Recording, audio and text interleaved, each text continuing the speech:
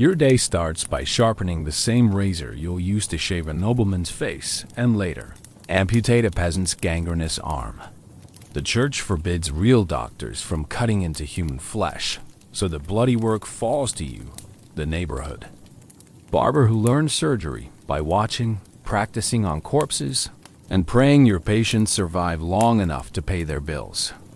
Tonight, you'll discover why being a medieval barber surgeon was like playing Russian roulette with other people's lives. Dawn breaks over the cobblestone streets of Chester, England, in the year 1347, and you wake to the familiar weight of responsibility that comes with being the only person in town trusted to cut both hair and human flesh.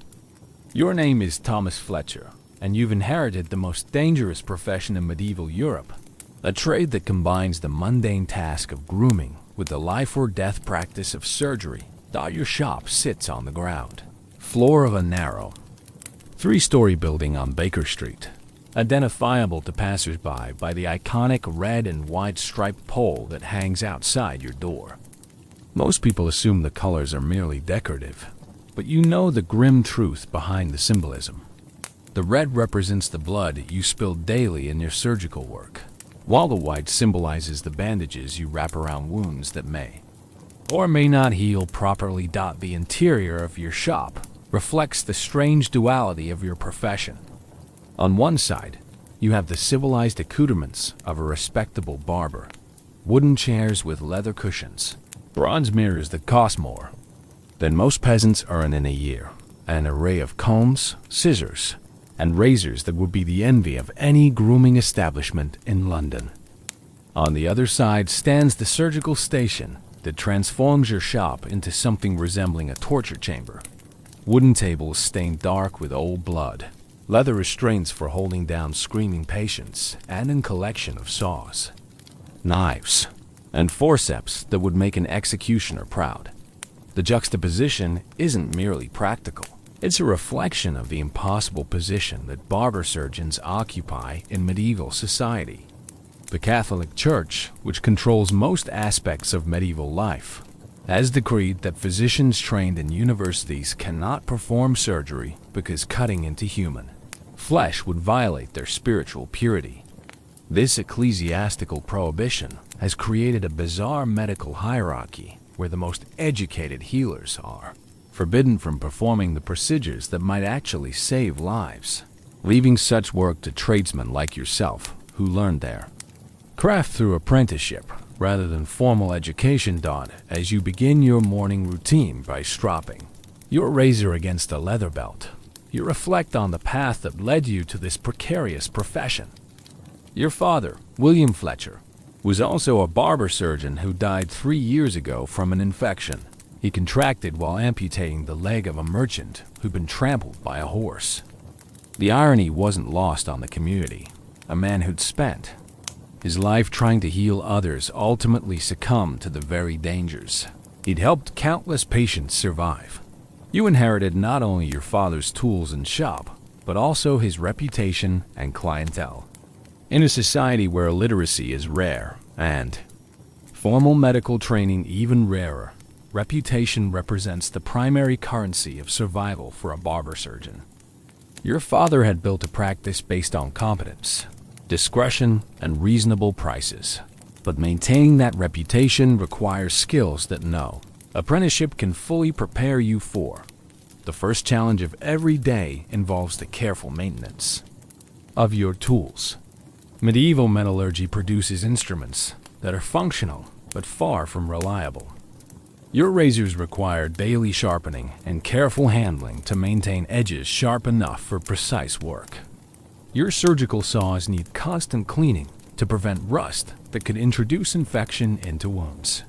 Your forceps and clamps must be checked for damage that could cause them to fail at critical moments. But tool maintenance represents only the beginning of your daily preparation. Your shop must be arranged to accommodate the wildly different needs of barbering and surgery, often within the same hour. The wooden chair used for comfortable grooming must be easily convertible to a restraint system for patients undergoing painful procedures. The mirrors that help customers admire their new haircuts must be positioned to provide adequate lighting for examining wounds and injuries. The inventory management required for your dual profession creates constant logistical challenges. You must maintain supplies of soap, oils, and perfumes for barbering, alongside stocks of wine for disinfection, opium for pain relief, and various herbs believed to promote healing. The cost of maintaining adequate supplies often exceeds your income, particularly during periods when surgical work dominates your practice. Most challenging of all is the psychological preparation required for transitioning between the social pleasantries of barbering and the grim necessities of surgery. Your morning customer might be a wealthy merchant who wants his beard trimmed for a social gathering, while your afternoon appointment could involve amputating the infected finger of a blacksmith who injured himself at work. The emotional whiplash of moving between such different contexts requires mental resilience that few other professions demand on. As you prepare for your first customer of the day, you try not to think about the statistics that haunt every barber-surgeon. Roughly half of all surgical procedures result in death, either from the operation itself or from infections that develop afterward. The mortality rate would be even higher if not for the fact that most people only seek surgical intervention when death seems otherwise inevitable. Your first customer arrives just after sunrise, and the contrast between his needs and what awaits you later in the day perfectly illustrates the schizophrenic nature of your profession. Sir Edmund Ashworth is a local nobleman who requires monthly grooming to maintain the appearance expected of his social station. His visit represents the civilized, profitable side of barber surgery that helps subsidize the more dangerous and less rewarding medical work. Sir Edmund settles into your chair with the casual confidence of someone who's never doubted that his barber's razor will perform exactly as intended. His grooming routine includes a careful trimming of his beard and mustache, styling of his hair according to current fashion, and application of oils and perfumes that demonstrate his wealth and social refinement. The conversation during Sir Edmund's appointment focuses on local politics, trade conditions, and social gossip that provides valuable intelligence about the community you serve.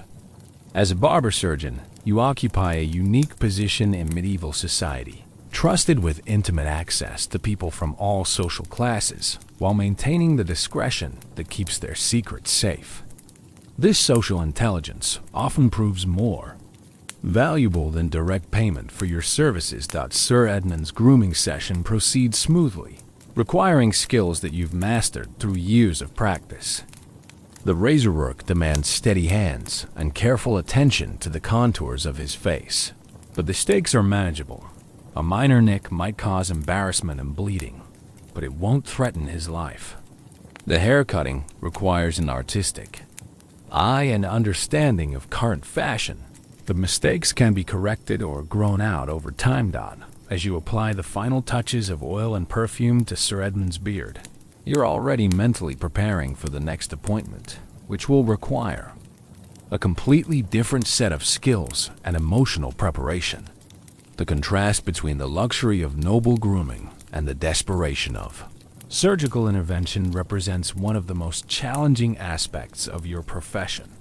Your second customer arrives before Sir Edmund has even settled his account, and the transition illustrates the jarring shifts that define your daily routine.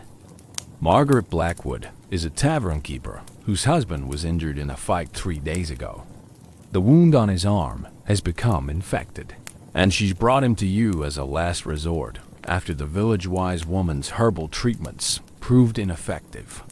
Robert Blackwood's condition represents the typical surgical challenge that consumes most of your practice. The original injury was relatively minor, a deep cut from a broken bottle during a tavern brawl. But the wound wasn't properly cleaned, and the patient continued working despite the injury, allowing dirt and contaminants to create an infection that now threatens his life. The infected area has swollen to twice its normal size and develop the distinctive smell of rotting flesh that experienced barber surgeons learn to recognize immediately. The skin around the wound has turned black and green, indicating tissue death that will spread throughout his body if not addressed quickly. Without immediate intervention, Robert will be dead within a week. The treatment options available to you reflect the primitive state of medieval medicine.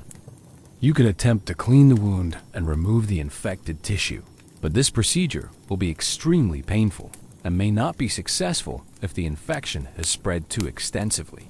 You can amputate the arm above the infected area, which offers better chances of survival, but will permanently disable the patient.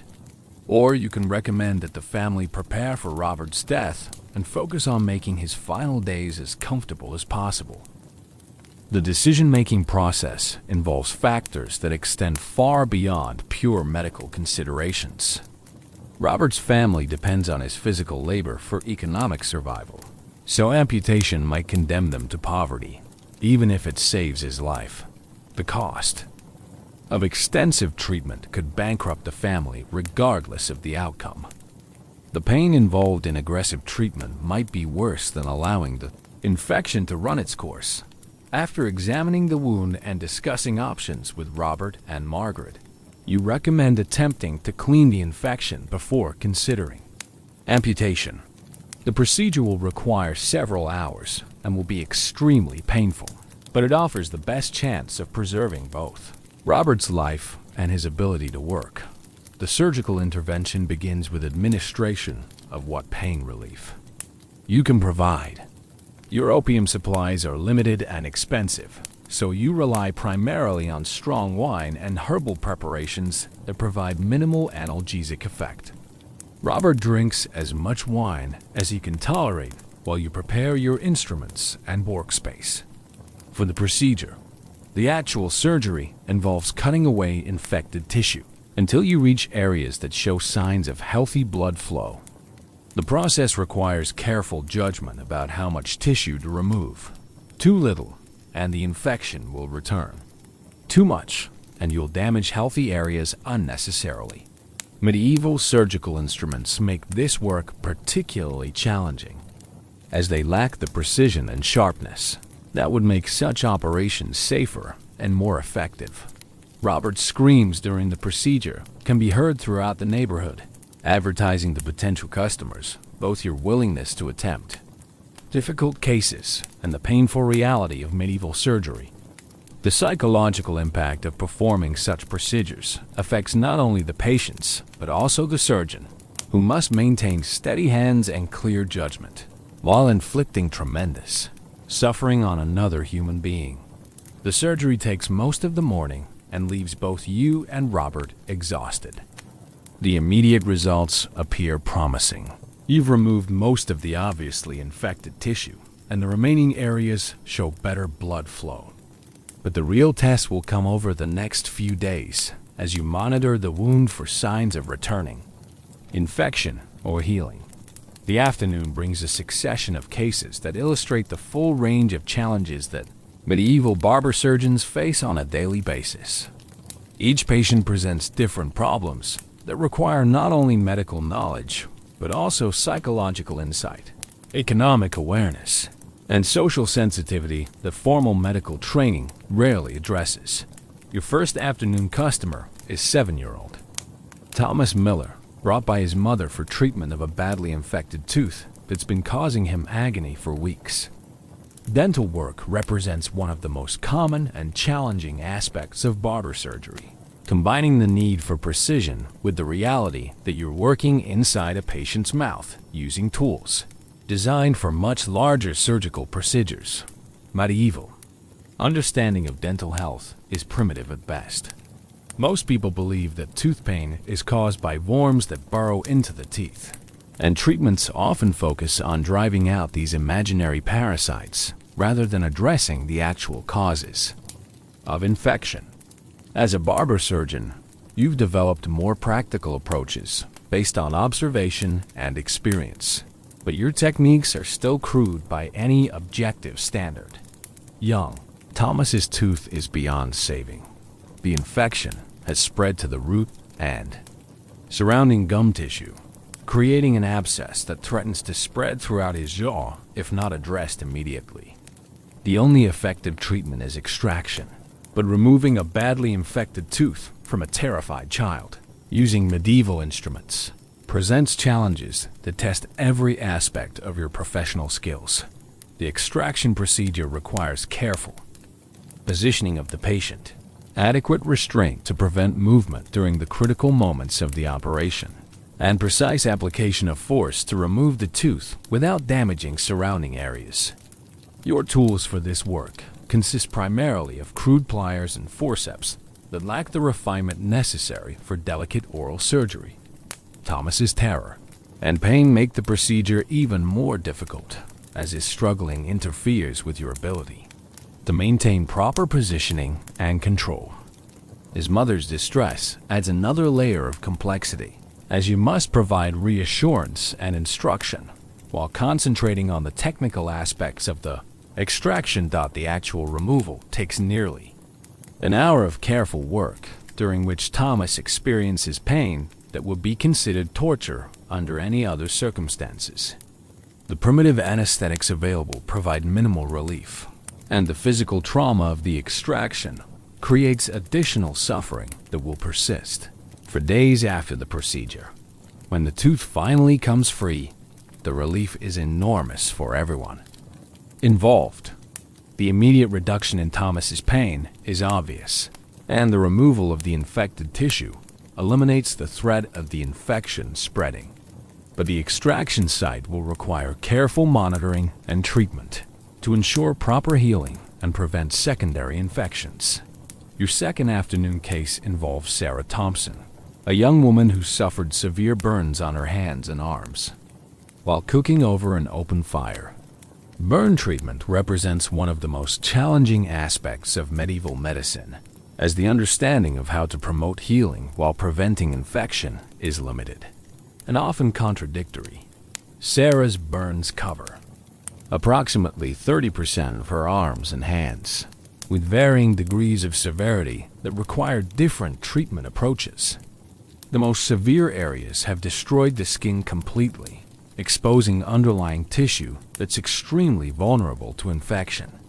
Less severe areas show blistering and inflammation that's painful, but more likely to heal naturally. The treatment protocols available to you reflect a limited understanding of burn physiology that characterizes medieval medicine. Some authorities recommend immediate cooling with water or wine, while others advocate for the application of hot oils or cauterization with heated metals.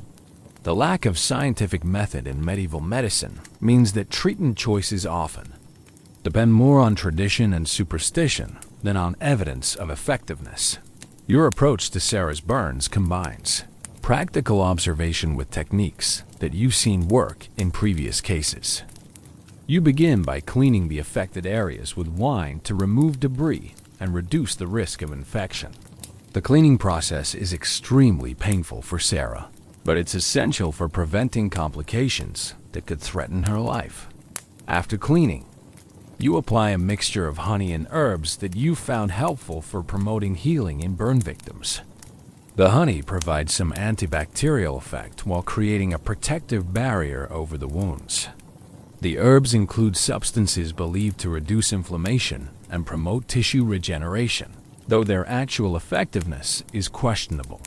The bandaging of burn injuries requires particular care to provide protection, while allowing for drainage and air circulation that promotes healing. Too tight, and the bandages will restrict blood flow and impede recovery. Too loose, and they won't provide adequate protection against contamination and further injury. Sarah's treatment will require daily dressing changes and monitoring for signs of infection or complications. The healing process will take weeks or months, during which time she'll be unable to work and will require ongoing medical attention that her family can ill afford. Your final afternoon case presents the kind of moral and practical dilemma that makes barber surgery one of the most psychologically demanding professions in medieval society. William Cooper, a merchant in his 40s, has developed a large tumor on his neck that's been growing steadily for several months. The tumor has reached a size that interferes with William's ability to eat and breathe normally, and it shows signs of continued growth that will eventually prove fatal if left untreated. But surgical removal represents a procedure that's beyond the capabilities of medieval medicine, with mortality rates approaching 100% for operations of this complexity. William's family has consulted with physicians in London who confirmed that the tumor is inoperable by the standards of university-trained medicine. But they've heard stories of barber-surgeons who've attempted similar procedures, and they're willing to pay handsomely for surgery that offers even a small chance of success. The ethical complexity of William's case illustrates the impossible position that barber-surgeons often face. Refusing the surgery condemns William to certain death from the tumor's continued growth. Attempting the surgery will almost certainly kill him more quickly, but offers a tiny possibility of success. Either choice involves playing with another person's life, based on incomplete knowledge and primitive techniques taught. After extensive discussion with William and his family, you agree to attempt the surgery, knowing that you're probably hastening his death rather than saving his life. The decision reflects the desperate reality of medieval medicine, where the choice often isn't between good and bad outcomes, but between different types of failure. The financial aspects of operating a barber surgery practice in medieval England present challenges that extend far beyond the medical and technical demands of the profession.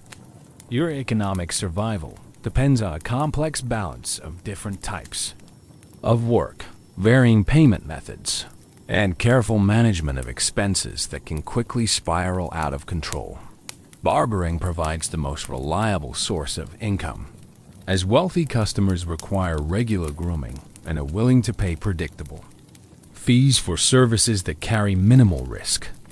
A typical haircut and beard trim for a nobleman might cost the equivalent of a skilled craftsman's daily wages, and such customers often return monthly for maintenance grooming that provides steady cash flow, but barbering alone cannot support the full costs of operating a practice that also provides surgical services. The equipment required for surgery is expensive and requires frequent replacement due to the primitive metallurgy of the period. The space needed for surgical procedures takes up valuable shop area that could otherwise be used for more profitable barbering. The time spent on surgical cases often doesn't generate enough income to cover the opportunity costs of turning away barbering customers.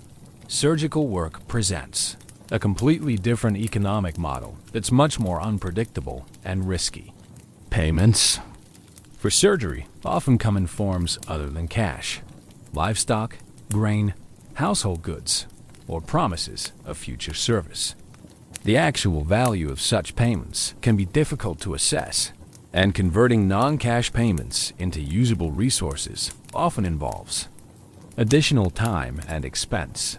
More problematically, surgical patients often can't pay immediately, if at all.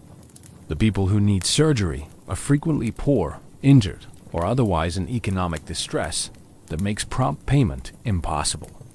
You're faced with the choice of refusing treatment to people who can't pay up front or providing services with the understanding that payment may never materialize.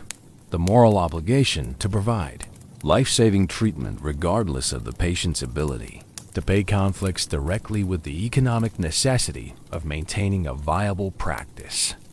This tension creates constant stress and occasional financial crises that threaten your ability to continue operating. The costs of maintaining surgical capabilities extend beyond just equipment and space. You must maintain supplies of wine for disinfection, herbs for treatment, and opium for pain relief, all expensive commodities that have limited shelf life and must be purchased regularly, whether or not you have surgical cases to justify the expense. The professional insurance available to Medieval barber-surgeons consists entirely of reputation and social standing. If a patient dies during surgery, you may face accusations of malpractice or even murder from grieving families. Without formal legal protection or professional organizations to provide support, your defense depends entirely on your reputation in the community and your ability to maintain relationships with influential patrons. The seasonal nature of surgical work creates additional economic challenges. Winter months typically bring more trauma cases as people spend more time indoors with dangerous heating and cooking fires. Summer months see more infections and diseases that require treatment. But agricultural seasons affect people's ability to pay for services, creating periods of high demand combined with low payment capacity. Your relationship with other medical practitioners in the area creates both competition and cooperation that affects your economic position. The local physician, trained at Oxford, refers patients to you for surgical procedures that he's forbidden to perform himself. This arrangement provides a steady source of cases, but it also means sharing fees and maintaining a working relationship with someone who considers himself your professional superior. The local wise women and herb sellers represent informal competition. For certain types of cases, particularly women's health issues and minor ailments that don't require surgery, their prices are often lower than yours, and some patients prefer to try traditional remedies before resorting to the more invasive treatments that you provide. Guild membership provides some economic protection and professional support, but it also comes with obligations and restrictions that limit your flexibility. The Barber-Surgeons Guild sets minimum prices for certain procedures, requires participation in guild activities, and expects financial contributions for mutual aid and political representation. The tax obligations facing your practice reflect the complex medieval system of overlapping authorities and jurisdictions. You owe taxes to the king, fees to the local lord, tithes to the church, and guild dues to your professional organization. The toll burden can consume a significant portion of your income, particularly during periods when surgical work dominates. Your practice record keeping for your practice reflects the limited literacy of the period and the informal nature of many transactions. You maintain simple accounts of major transactions, but much of your business operates on credit, barter, and informal agreements that are difficult to track or enforce. The seasonal cycle of agricultural work affects your practice in ways that extend beyond simple payment capacity. During planting and harvest seasons, people are more likely to suffer injuries that require surgical treatment. But these are also the times when families are least able to afford medical care, creating a mismatch between demand and payment capacity. Estate planning for a barber surgeon involves considerations that don't affect other medieval professions. Your surgical instruments represent significant capital investment, but they have little value to anyone who hasn't been trained in their use. Your practice depends heavily on personal reputation and relationships that can't be transferred to heirs or sold to other practitioners. The social position of barber surgeons in medieval society creates unique challenges that affect every aspect of your professional and personal life. You occupy an ambiguous status that places you above common laborers but below university-trained physicians, creating relationships and expectations that are often contradictory and difficult to navigate. Your education and skills give you access to social circles that would normally be closed to someone of your humble origins. Wealthy customers develop personal relationships with their barber surgeon based on the intimate nature of grooming services and the life or death trust involved in surgical procedures. These relationships can provide valuable social connections and economic opportunities that extend far beyond direct payment for services. But your association with blood, pain, and death also creates social barriers that limit your acceptance in polite society. Many people view surgery as a necessary evil rather than a respected profession. and your reputation for handling the messy, violent aspects of medicine can make others uncomfortable in social situations. The duality of your profession creates particular challenges in romantic relationships and marriage prospects. Wealthy families may appreciate your income and social connections, but be uncomfortable with the more sordid aspects of your work. Families from your own social class may find your enhanced status attractive, but struggle with the unpredictable income and social complications that come with your profession. Your relationship with the church presents ongoing complications that affect both your professional practice and your spiritual life. Church doctrine officially prohibits Christians from engaging in activities that involve shedding human blood, which technically includes surgery. While practical necessity has led to informal acceptance of barber surgery, the theological contradiction remains a source of tension. Some members of the clergy view your surgical work as spiritually contaminating and discourage other parishioners from associating with you. Others recognize the necessity of your services and provide tacit support for your practice. The variation in clerical attitudes means that your social standing can change dramatically depending on which priest or bishop has influence in your area. The legal status of barber-surgeons reflects the ambiguous position of surgery in medieval society. You're not technically a physician, so you're not subject to the same regulations and restrictions that govern university-trained doctors. But you're also not protected by the same legal privileges and professional exemptions that physicians enjoy.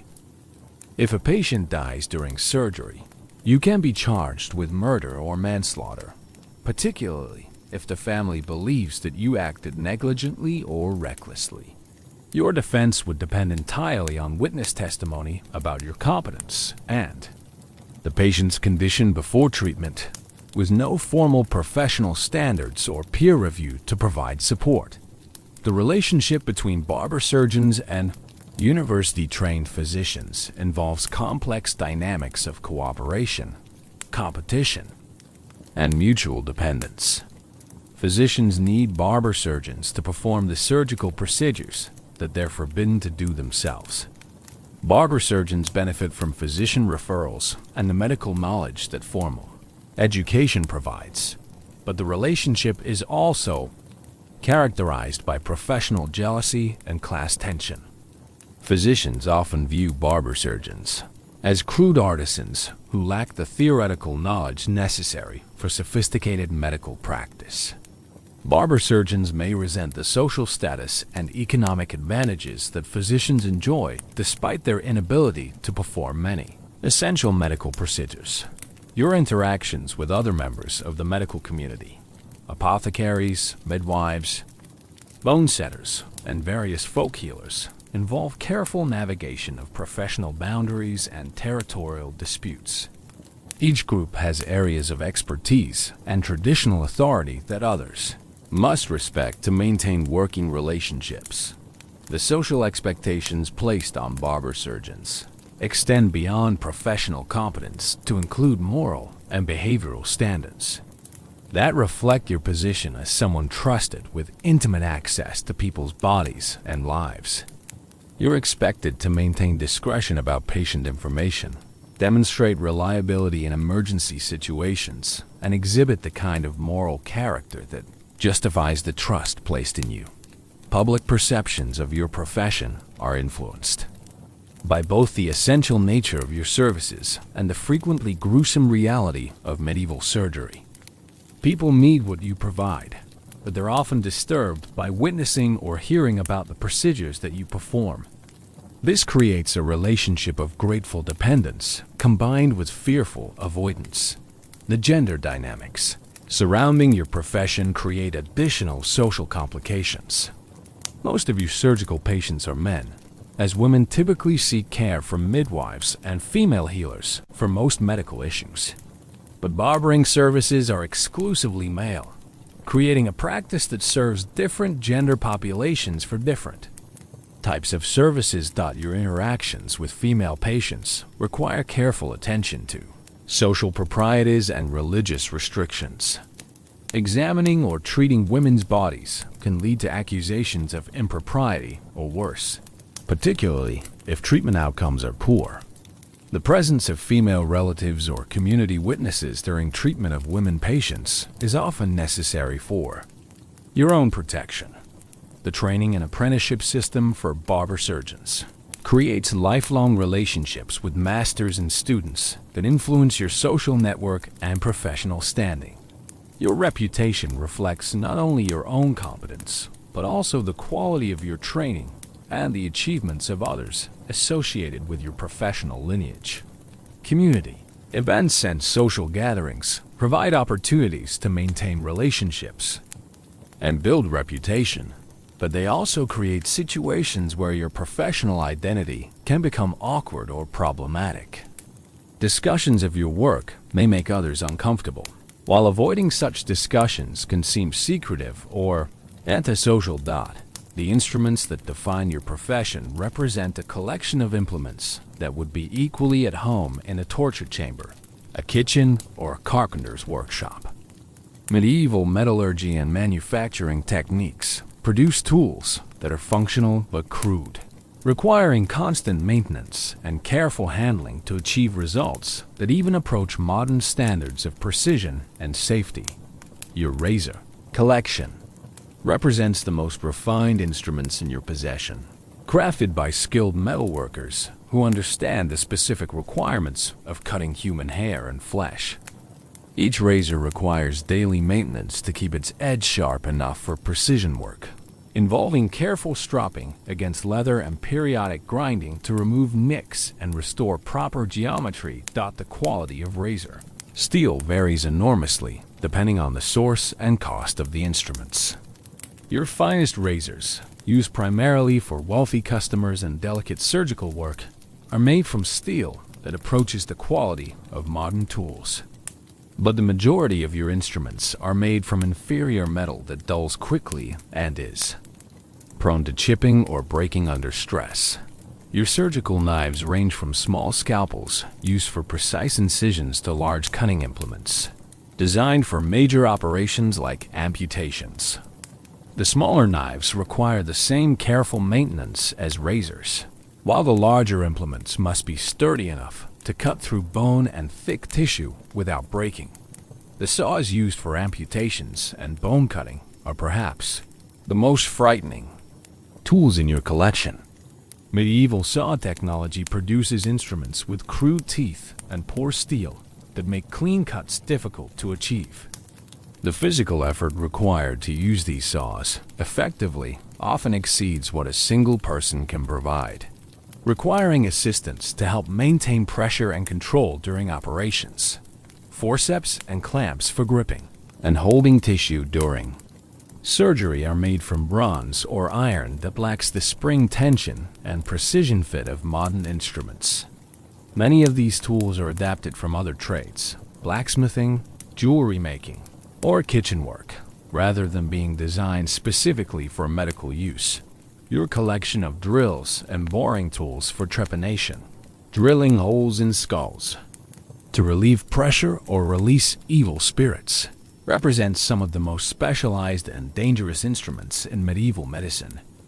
These tools require careful handling to avoid penetrating too deeply into the brain, but their crude construction makes precise control extremely difficult.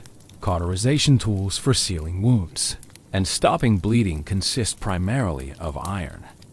RODs and shaped pieces that can be heated in fire and applied to damaged tissue.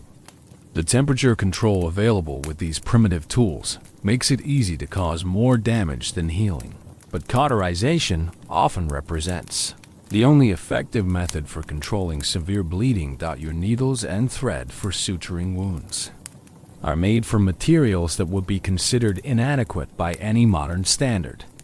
The needles are thick and poorly shaped, making them difficult to pass through tissue without causing additional damage. The thread is made from animal sinew or plant fibers that may not hold under stress and can introduce infection into wounds. Measuring instruments for preparing medications and determining Proper dosages are limited to crude balances and approximation methods that make precise pharmaceutical work nearly impossible. The lack of standardized weights and measures means that dosages are often determined by experience and guesswork rather than scientific calculation. Your collection of containers for storing medications, wine for disinfection, and various surgical supplies is made from pottery, wood, and animal bladders that provide limited protection against contamination and deterioration. The inability to create truly sterile storage conditions means that many supplies lose potency over time or become contaminated with harmful substances. Restraint devices for controlling patients during surgery include leather straps, wooden boards, and metal fixtures that are designed more for effectiveness than comfort. Medieval surgery often requires forcible restraint of patients who are conscious and terrified throughout procedures that would be considered unbearably painful by any standard. The mirrors used for both barbering and surgical lighting are made from polished bronze or silver that provides poor reflection compared to modern glass mirrors.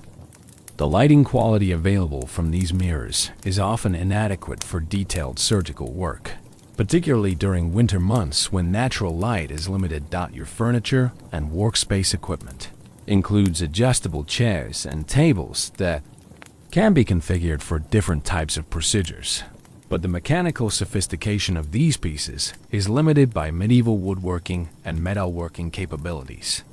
The positioning options available often compromise between patient comfort and surgical accessibility. Cleaning and maintenance supplies for your instruments include various oils, abrasives, and solvents that help preserve tools and remove contamination. But the effectiveness of these materials is limited by medieval chemistry. The constant battle against rust, dulling, and contamination requires daily attention that takes significant time away from patient care. Protective equipment for your own safety during surgery is virtually non-existent by modern standards. You may wear a leather apron to protect your clothing from blood, but you have no protection against disease transmission or accidental injury from sharp instruments. The concept of sterile technique is unknown, so you routinely expose yourself to infections and contamination that could threaten your own health. The portability of your instrument collection is an important consideration, as you're often called to perform surgery in patients' homes or other locations where your shop facilities aren't available. Your most essential tools must be transportable while remaining functional, but medieval storage and transport options provide limited protection against damage or loss. The relationship between medicine and religion in medieval Europe creates a web of contradictions and conflicts that affect every aspect of your practice as a barber-surgeon. The Catholic Church's influence over medical theory and practice extends far beyond simple spiritual guidance to include direct control over what procedures you can perform, how you can advertise your services, and even whether you can consider yourself a faithful Christian while engaging in surgical work. The fundamental theological problem with surgery stems from church doctrine about the sanctity of the human body and the prohibition against shedding human blood. According to official teaching, the body is a temple of the Holy Spirit that should not be violated by cutting or other invasive procedures. This doctrine technically makes all surgery sinful, though practical necessity has forced the Church to develop complicated justifications for allowing certain medical procedures. The Fourth Lateran Council of 1215 explicitly forbade clergy from performing any medical procedures that involved cutting or bloodshed, effectively barring university-trained physicians from practicing surgery, since most of them had taken religious vows. This ecclesiastical prohibition created the professional niche that barber-surgeons occupy, but it also stigmatized surgical work as spiritually contaminating and socially inferior. Your daily work routine involves constant violations of religious principles that create ongoing anxiety about your spiritual condition. Every surgical procedure involves shedding blood, causing pain, and potentially hastening death.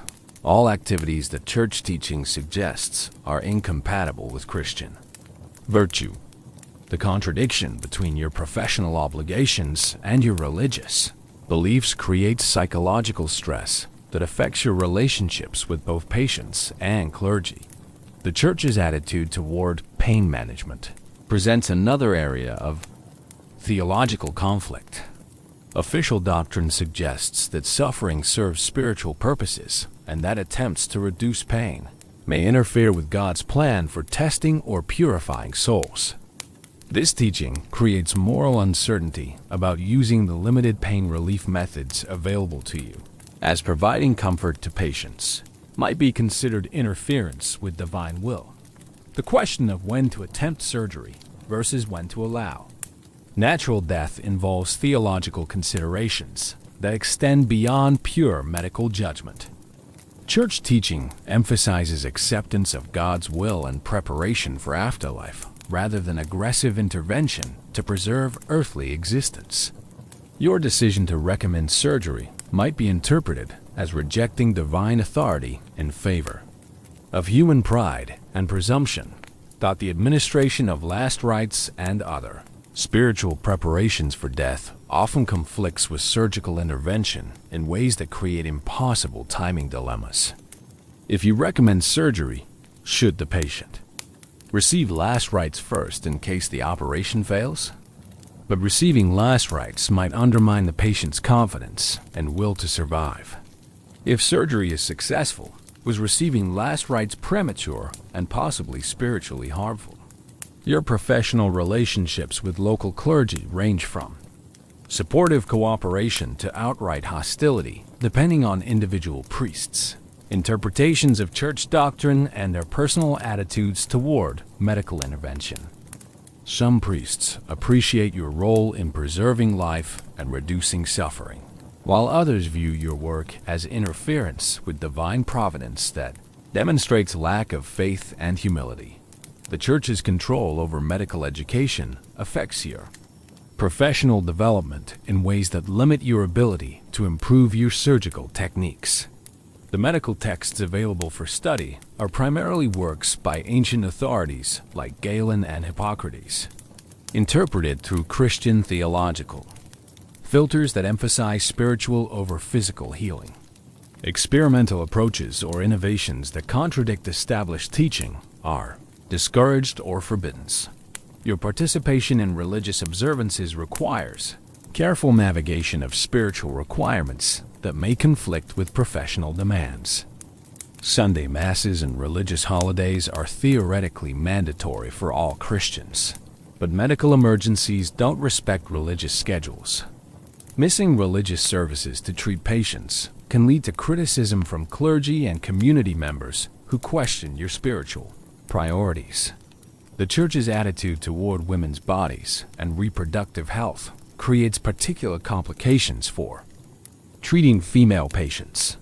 Official doctrine treats women's bodies as inherently more sinful and contaminating than men's, making surgical intervention in gynecological cases especially problematic from religious perspectives. The requirement for male witnesses during treatment of women patients reflects both social propriety and religious concerns about improper contact. Anatomical knowledge available to you is limited by church restrictions on dissection and study of human bodies. Official doctrine treats the body as sacred after death, making systematic study of anatomy through dissection extremely difficult or impossible. Your understanding of internal body structure comes primarily from animal dissection, ancient texts, and dangerous experimentation on living patients. The church's influence over pharmaceutical knowledge affects your ability to prepare and administer medications effectively.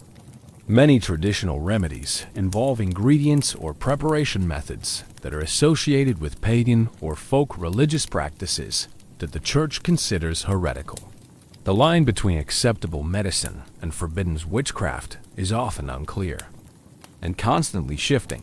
Your relationship with folk healers and traditional medical practitioners is complicated by church attitudes toward their methods and spiritual beliefs.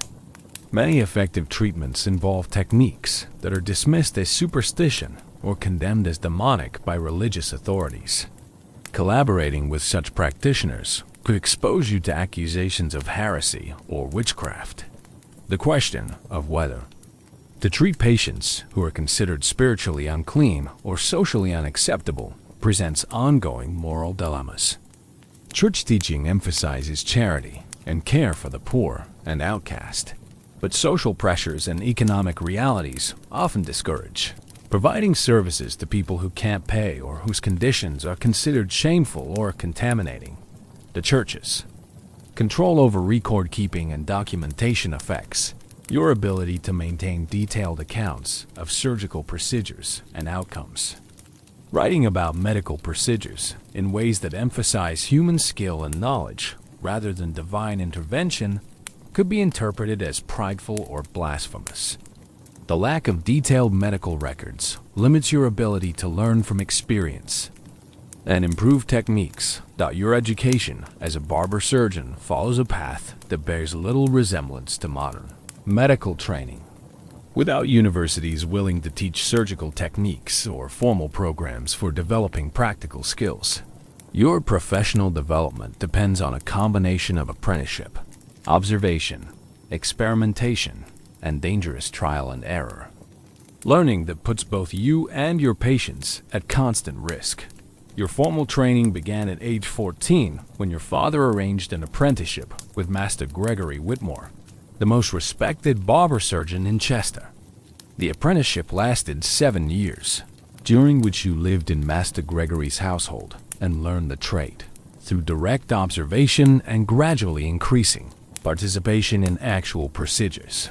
The early years of apprenticeship focused primarily on basic skills that form the foundation of barbering work. You learn to maintain and sharpen tools, prepare workspaces for different types of procedures, mix basic preparations for hair care and simple medical treatments, and observe customer interactions that demonstrate proper professional behavior. Your introduction to surgical procedures began with simple tasks like restraining patients during operations and cleaning up after procedures.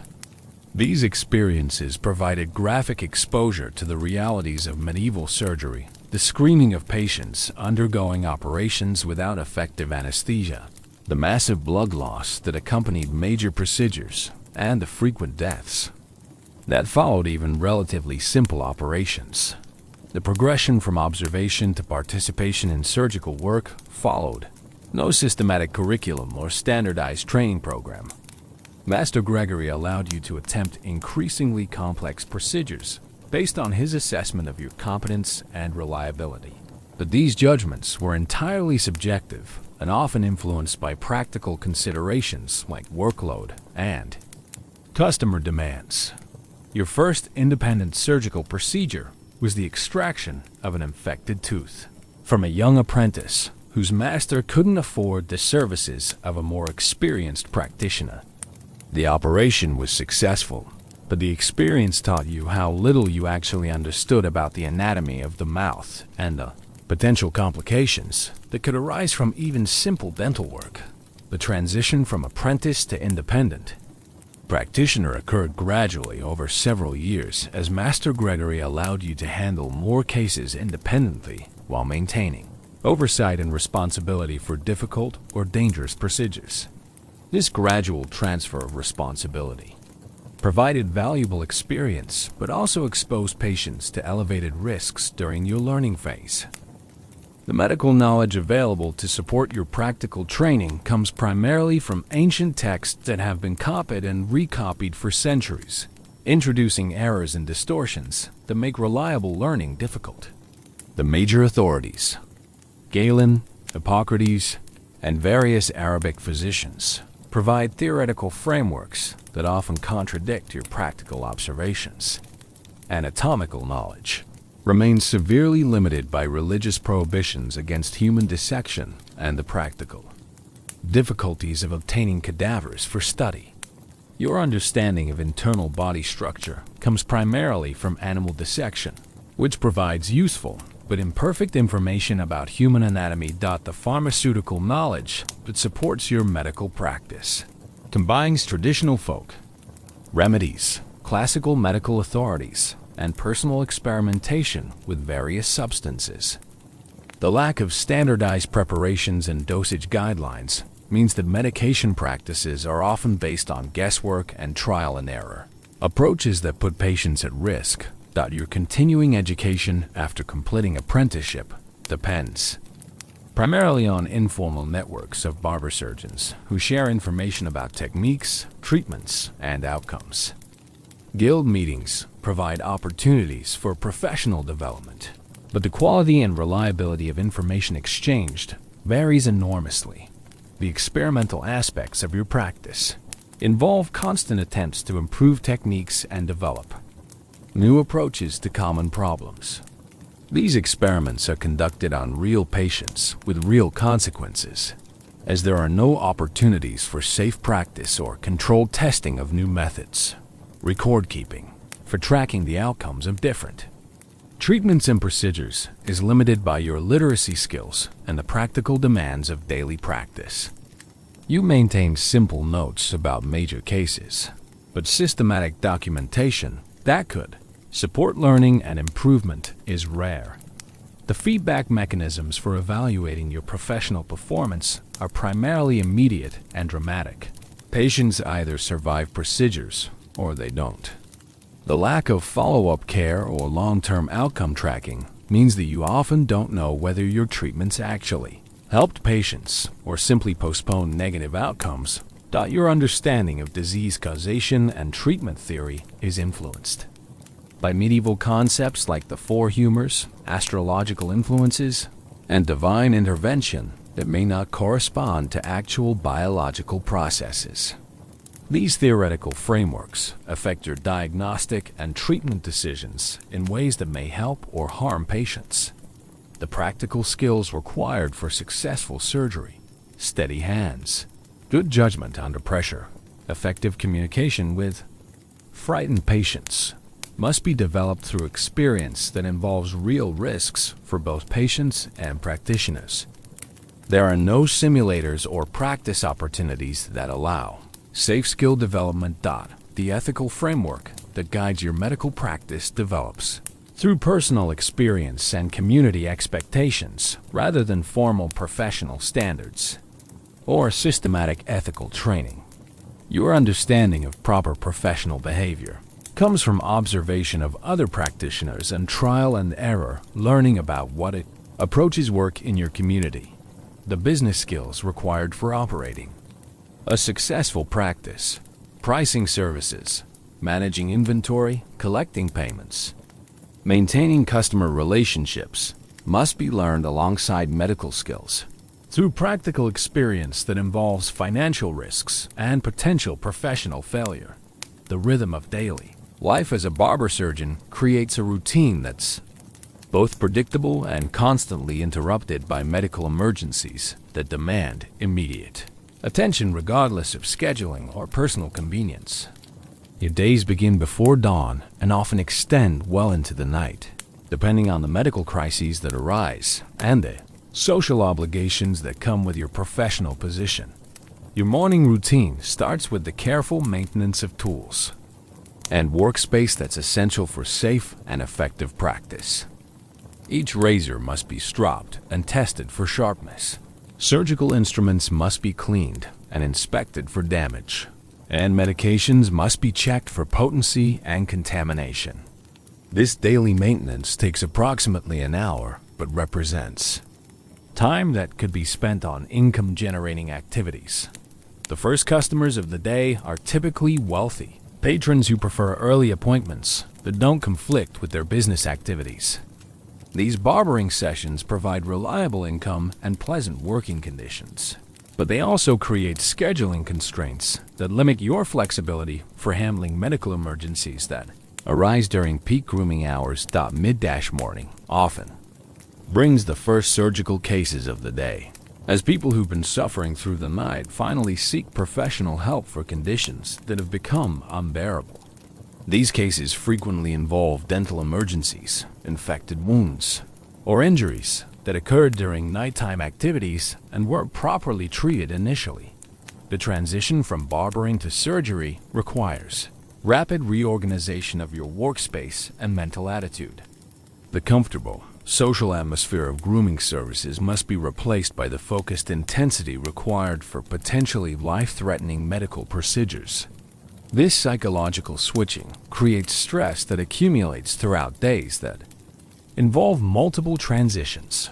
Lunch breaks are rare and irregular, as medical emergencies don't respect meal schedules. You often eat while working or skip meals entirely during busy periods. The irregular eating patterns contribute to health problems that are common among medieval medical practitioners who prioritize patient care over personal wellness. Afternoon. Appointments typically include a mixture of scheduled grooming services and medical cases that were arranged earlier in the day.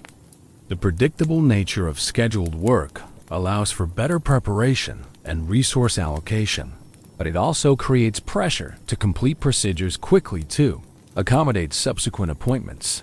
Evening hours often bring the most challenging medical cases, as people who've been injured during daily work activities seek treatment after completing their economic obligations. These cases frequently involve complications that have developed during delays in seeking treatment, making procedures more difficult and dangerous. Your workspace requires constant reorganization to accommodate the different requirements of barbering and surgical procedures. Chairs must be adjusted, lighting must be optimized, and tools must be arranged for different types of work. The time spent on these transitions reduces efficiency and creates opportunities for errors in preparation. Customer service expectations differ dramatically between barbering and medical clients. Grooming customers expect pleasant conversation, comfortable surroundings, and attention to social niceties. Medical patients are primarily concerned with pain relief and survival, creating different demands on your communication skills and bedside manner. Payment processing represents an ongoing challenge that affects your daily routine. Barbering customers typically pay immediately in cash, while medical patients often require credit arrangements or alternative payment methods. The time spent on financial negotiations and record-keeping detracts from patient care and income. Inventory management requires daily attention to ensure adequate supplies for both barbering and medical work. Running out of essential supplies during procedures can create dangerous situations, but maintaining large inventories ties up capital and creates storage challenges in your limited workspace. Emergency calls interrupt your daily routine unpredictably, requiring you to abandon scheduled appointments and travel to patients' homes for urgent medical care. These emergencies often involve the most challenging cases under the most difficult conditions, but refusing such calls could damage your reputation and endanger patients' lives. The social obligations that come with your professional position include participation in guild activities, community events, and religious observances that consume time and energy that could be devoted to income-generating work. But maintaining these social connections is essential for your long-term professional success. Professional development activities like studying medical texts, practicing new techniques, and exchanging information with other practitioners must be fitted into daily schedules that are already overcrowded with patient care and business management responsibilities. Personal hygiene and health maintenance present ongoing challenges for someone who works regularly with blood, infected tissue, and contaminated materials. The lack of effective disinfection methods means that you're constantly exposed to diseases and infections that can affect your own health and ability to work. Record keeping for tracking patient outcomes, financial transactions, and inventory management requires time and attention that compete with direct patient care. The limited literacy and numeracy skills available to medieval practitioners make these administrative tasks more difficult and time-consuming. Family relationships suffer from the irregular hours and emergency demands of medical practice. Your spouse and children must accommodate schedules that are constantly interrupted by professional obligations, creating domestic stress that affects your personal life and professional performance. The cumulative stress of daily practice, the responsibility for other people's lives, the physical demands of surgical procedures, the economic pressures of maintaining a viable business creates health problems that are common among medieval medical practitioners and affect your longevity and quality of life. The reality of practicing medicine with medieval tools, knowledge, and techniques means that mistakes are not only inevitable, but represent the primary mechanism through which you learn and improve your skills. Every error creates immediate consequences for patients, while providing painful lessons that shape your future practice, creating a learning environment where advancement comes at the cost of human suffering. Your most vivid early mistake involved attempting to remove a kidney stone from a wealthy merchant who was suffering from excruciating pain that had persisted for weeks. Your understanding of internal anatomy was limited to ancient texts and guesswork, and your surgical technique was crude, even by medieval standards. The operation resulted in massive internal bleeding that killed the patient within hours. The immediate consequences of this failure included accusations of murder from the merchant's family, threats to your personal safety from community members who blamed you for the death, and loss of income as potential customers avoided your services. More importantly, the experience taught you about the limitations of your knowledge and the deadly consequences of attempting procedures beyond your capabilities. The legal implications of surgical failures create constant anxiety about professional liability that affects your willingness to attempt difficult procedures. Medieval legal systems provide few protections for medical practitioners who make honest mistakes, and families of deceased patients can pursue criminal charges or civil remedies that could destroy your practice or threaten your life. The emotional impact of losing patients affects your confidence and decision-making in ways that may help or harm future patients. Some failures make you more cautious about attempting risky procedures, which may protect some patients but could also result in refusing treatment for others who might have been saved. Other failures motivate you to study harder and practice more, improving your skills but potentially exposing more patients to experimental techniques. Your approach to pain management has evolved through a series of painful mistakes that demonstrated the limitations of medieval anesthetics and the importance of psychological preparation for surgical procedures.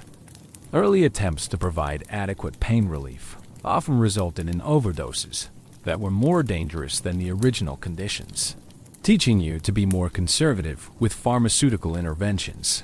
The infection control practices that you've developed come primarily from observing which techniques seem to result in better healing outcomes rather than from any systematic understanding of disease transmission.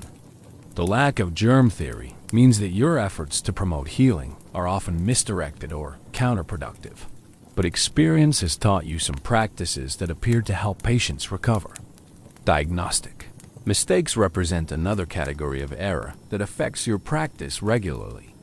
The primitive understanding of disease causation available in medieval medicine means that you frequently misidentify the causes of patient symptoms, leading to inappropriate treatments that may worsen conditions rather than improving them. The dosage errors that occur regularly in pharmaceutical practice reflect the lack of standardized measurements and systematic knowledge about drug effects. Too little medication may be ineffective, while too much can be poisonous or fatal. Your understanding of proper dosages comes primarily from trial and error with real patients rather than controlled experimentation. Technical mistakes during surgical procedures often result from the limitations of medieval instruments and techniques, rather than personal incompetence.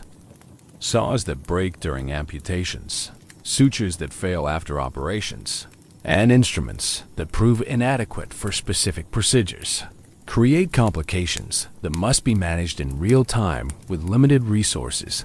Communication failures with patients and families create problems that extend beyond medical outcomes to include social and economic consequences. Misunderstandings about treatment plans, recovery expectations, or payment obligations can lead to conflicts that damage your reputation and threaten your practice. The business mistakes that affect your practice include pricing errors that make services unprofitable, inventory management failures that leave you without essential supplies, and credit decisions that result in unpaid bills that threaten your financial stability. Training mistakes with apprentices expose both students and patients to elevated risks as inexperienced practitioners learn essential skills through practice on real cases. The lack of simulation or controlled learning environments means that apprenticeship necessarily involves increased danger for patients during the educational process. Professional relationship mistakes with physicians, clergy, and other medical practitioners can affect your access to referrals, supplies, and professional support that are essential for successful practice. The complex social and professional hierarchies of medieval medicine require careful navigation to maintain beneficial relationships. The systematic documentation of mistakes and outcomes is limited by your literacy skills and the practical demands of daily practice.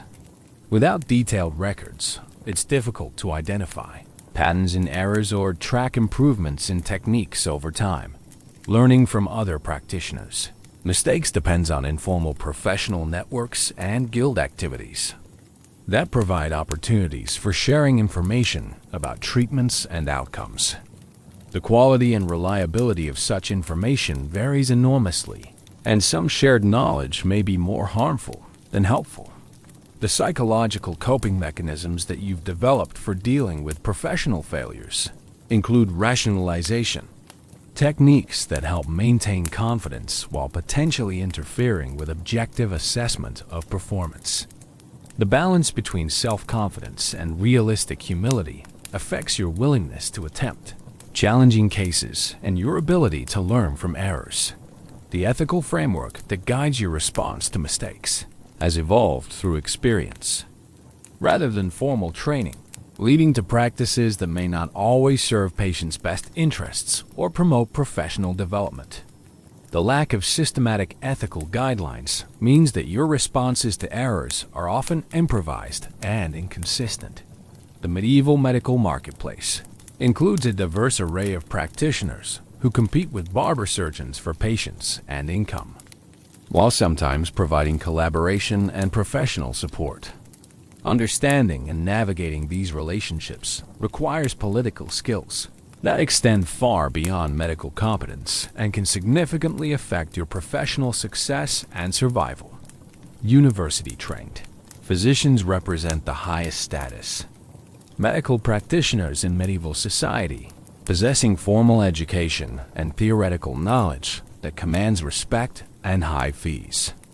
However, their religious vows and professional restrictions prevent them from performing surgery, creating opportunities for barber-surgeons while also establishing hierarchical relationships that can be both beneficial and problematic.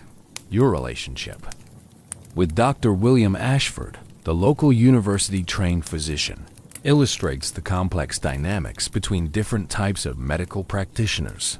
Dr. Ashford refers patients to you for surgical procedures that he cannot perform himself, providing a steady source of cases and lending legitimacy to your practice through his professional endorsement. But Dr. Ashford also maintains clear social distance that emphasizes the educational and status differences between university-trained physicians and trade-trained barber-surgeons. He expects deference to his medical opinions, a significant share of fees from referred patients, and recognition of his authority over diagnosis and treatment planning, even for surgical cases. The local apothecary, Master Thomas Brewster, represents both a supplier and a competitor whose relationship with your practice involves constant negotiation and careful balance. Master Brewster provides the medications and supplies that you need for medical practice, but he also treats patients directly for conditions that don't require surgery. Your purchasing relationship with Master Brewster gives him significant influence over your practice through his control of supply availability and pricing.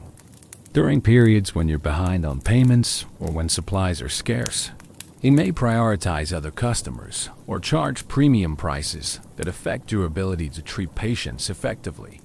The midwives who serve your community represent specialized practitioners whose knowledge and skills complement your own in some areas while creating competition in others. Dame Margaret Fisher, the most respected midwife in Chester, handles most childbirth and women's health issues, but she occasionally refers complicated cases to you when surgical intervention is required.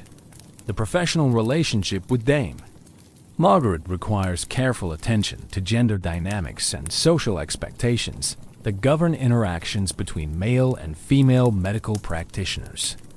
She expects consultation and collaboration rather than direction from male practitioners, and her reputation in the community gives her considerable influence over how patients and families perceive your services. Folk healers and traditional practitioners represent informal competition that affects your practice in ways that are difficult to predict or control. These practitioners often charge lower fees than formal medical providers and may offer treatments that patients prefer because they're based on familiar cultural traditions rather than foreign medical theories. Old Martha Goodwife, who sells herbal remedies and provides traditional healing services, attracts patients who might otherwise seek your services for minor ailments and chronic conditions. Her treatments may be ineffective or even harmful by your standards, but they're often less expensive and less frightening than formal medical intervention. The relationship between your practice and folk healers involves complex negotiations about professional boundaries and patient referrals. Martha sometimes refers patients to you when traditional treatments prove inadequate, but she may also attempt to treat conditions that require surgical intervention, potentially delaying effective care. Other barber-surgeons in the region represent both colleagues and competitors whose relationships with your practice affect your professional development and economic success. Master Robert Hayes, who operates a practice in the neighboring town of Shrewsbury, provides opportunities for consultation and collaboration on difficult cases, while also competing for wealthy patients who can afford to travel for medical care. Professional relationships with other barber-surgeons involve sharing information about techniques and treatments, providing mutual support during challenging cases, and maintaining professional solidarity that protects the trade's interests against criticism from physicians and other competitors. Guild membership connects you with barber-surgeons throughout the region and provides formal mechanisms for professional development, quality control, and political representation. The Guild of Barber-Surgeons sets standards for apprenticeship training, establishes minimum fees for certain procedures, and advocates for the profession's interests with local and royal authorities. Guild activities include regular meetings for sharing professional information, social events that strengthen collegial relationships, and mutual aid programs that provide support for members who face financial difficulties or legal challenges. Participation in guild activities is essential for maintaining professional standing and accessing the benefits of membership. The competitive dynamics between different types of medical practitioners are influenced by economic factors, social status considerations, and legal restrictions that create opportunities and constraints for each group. Understanding these dynamics helps you identify market opportunities while avoiding conflicts that could damage your practice. Pricing competition affects your ability to maintain profitable fee schedules while attracting and retaining patients. Folk healers typically charge less than formal practitioners. creating pressure to reduce fees or demonstrate superior value through better outcomes or enhanced services. Quality competition involves demonstrating superior skills and knowledge that justify higher fees and attract discriminating patients. Your reputation for successful outcomes and professional competence represents your primary competitive advantage over practitioners with less training or experience. Service competition includes offering convenience, comfort, and customer service that differentiates your practice from other options available to patients. The social skills and bedside manner that you demonstrate can be as important as medical competence for attracting and retaining customers. The human stories that unfold in your shop represent the full spectrum of medieval life, from the trivial vanities of the wealthy to the desperate struggles of the poor facing life-threatening injuries and diseases. Each patient brings not only medical challenges, but also social, economic, and emotional complications that require skills far beyond surgical technique. Lady Eleanor Ashworth arrives monthly for grooming services that maintain her appearance according to the fashion standards expected of nobility. Her elaborate hairstyles require hours of careful work, but the compensation makes these appointments among the most profitable in your practice. Lady Eleanor's conversations during grooming sessions provide valuable intelligence about local politics and social dynamics that affect your business. But Lady Eleanor also represents the entitled attitude that wealthy customers often display towards service providers. She expects immediate availability, regardless of your other commitments, demands perfection in results while showing little understanding of the technical challenges involved, and treats you as a skilled servant rather than a professional practitioner. Young Timothy Cooper presents a completely different type of challenge when his mother brings him for treatment of a severely infected hand injury. The boy caught his hand in a mill wheel and ignored the wound until infection spread throughout his arm. The delay in seeking treatment has created a situation where amputation may be necessary to save his life. Timothy's case illustrates the tragic consequences of poverty in medieval medical care. His family delayed seeking treatment because they couldn't afford professional fees, allowing a minor injury to become life-threatening. Even now, they struggle to pay for the surgery that might save Timothy's life, forcing you to choose between providing charity care and maintaining your own economic survival. The surgical procedure to save Timothy's hand requires several hours of painstaking work to remove infected tissue while preserving enough healthy material to maintain function. The operation succeeds medically, but the family's inability to pay forces you to accept livestock and household goods instead of cash, creating storage and conversion problems that affect your business operations. Brother Francis from the local monastery presents a different category of challenge when he seeks treatment for chronic stomach pain that has persisted for months. As a clergyman, he expects reduced fees or charity care, but his condition requires expensive medications and extended treatment that strain your resources. Brother Francis's case also involves religious complications, as some church authorities disapprove of clerical members seeking medical treatment that involves cutting or bloodletting.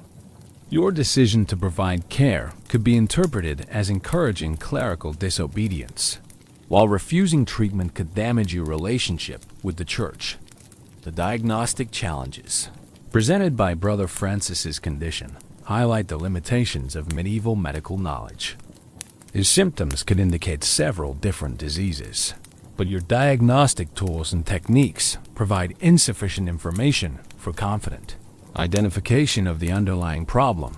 Margaret Fletcher, a prostitute from the local tavern district, seeks treatment for injuries inflicted by a violent customer. Her social status creates legal and moral complications for providing medical care, as treating prostitutes could be interpreted as enabling sinful behavior that the church condemns. Margaret's injuries require immediate surgical intervention to prevent permanent damage. but her inability to pay and her questionable social status make this a charity case that provides no economic benefit while potentially damaging your reputation with respectable customers.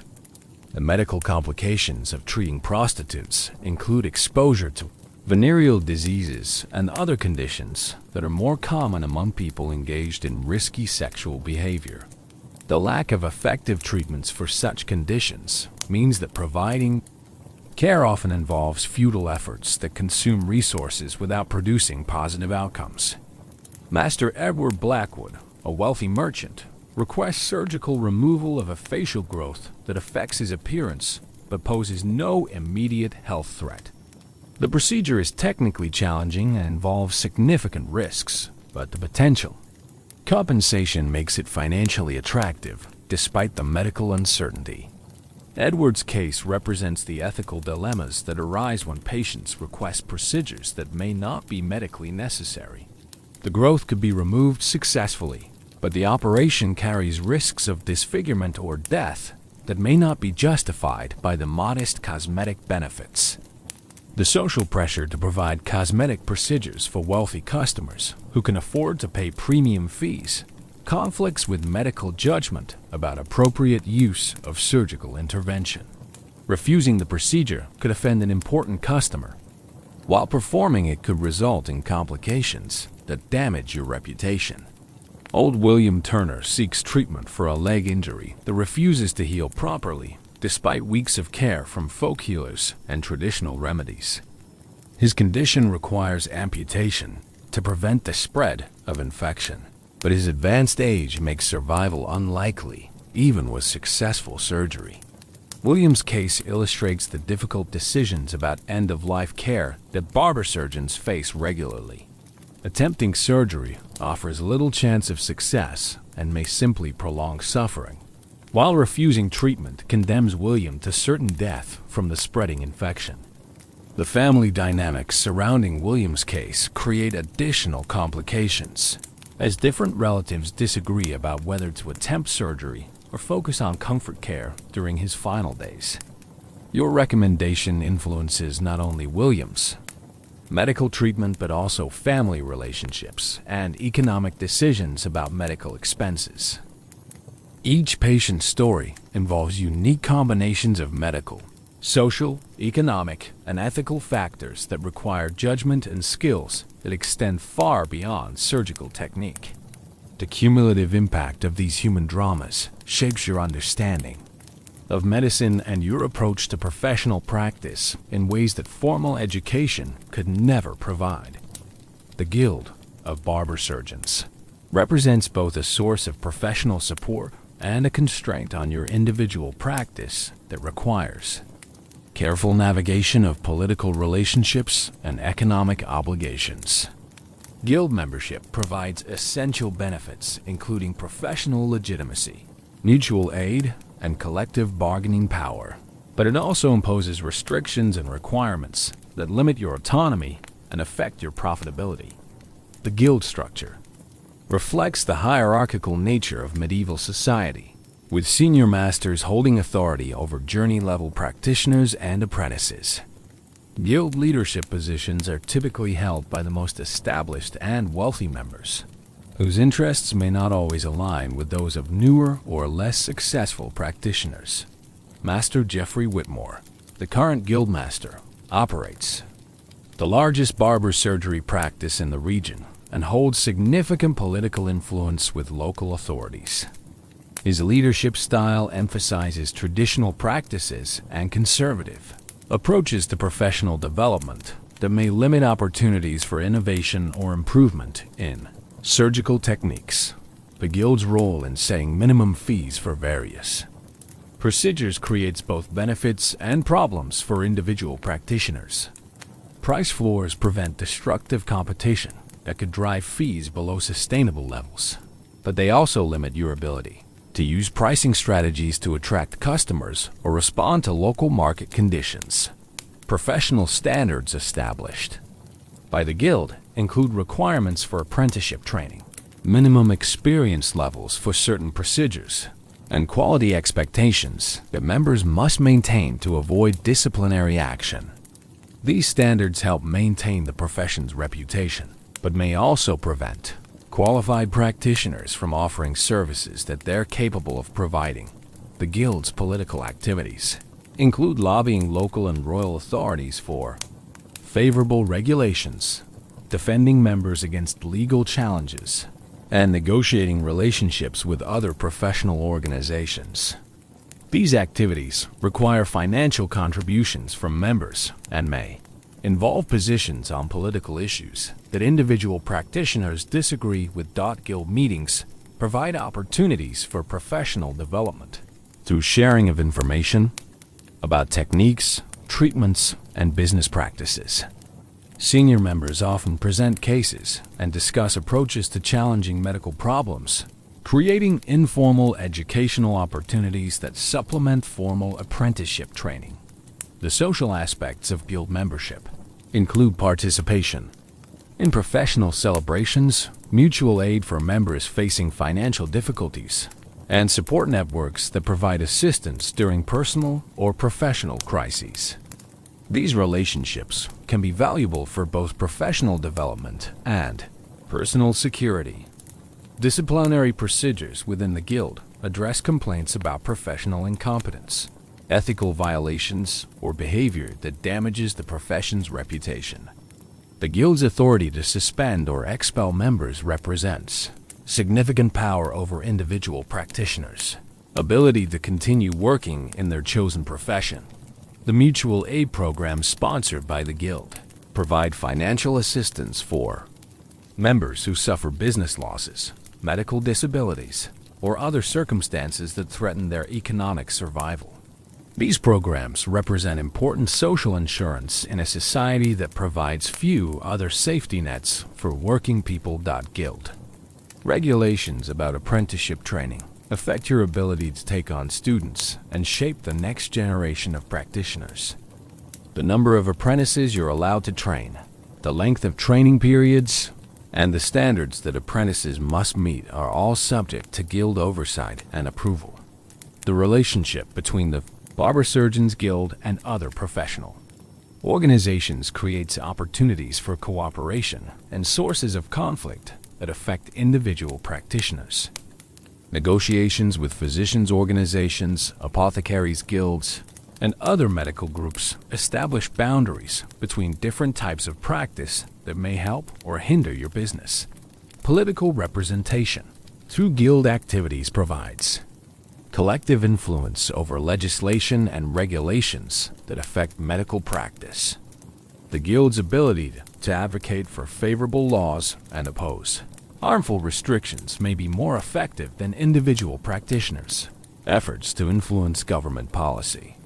Quality control efforts by the Guild include periodic inspections of members' practices, review of controversial cases, and enforcement of professional standards that protect both practitioners and patients. These activities help maintain public confidence in Guild members while potentially exposing individual practitioners to criticism or sanctions. Economic benefits of Guild membership include group purchasing arrangements for tools and supplies, collective bargaining with suppliers, and shared resources for expensive equipment that individual practitioners might not be able to afford independently.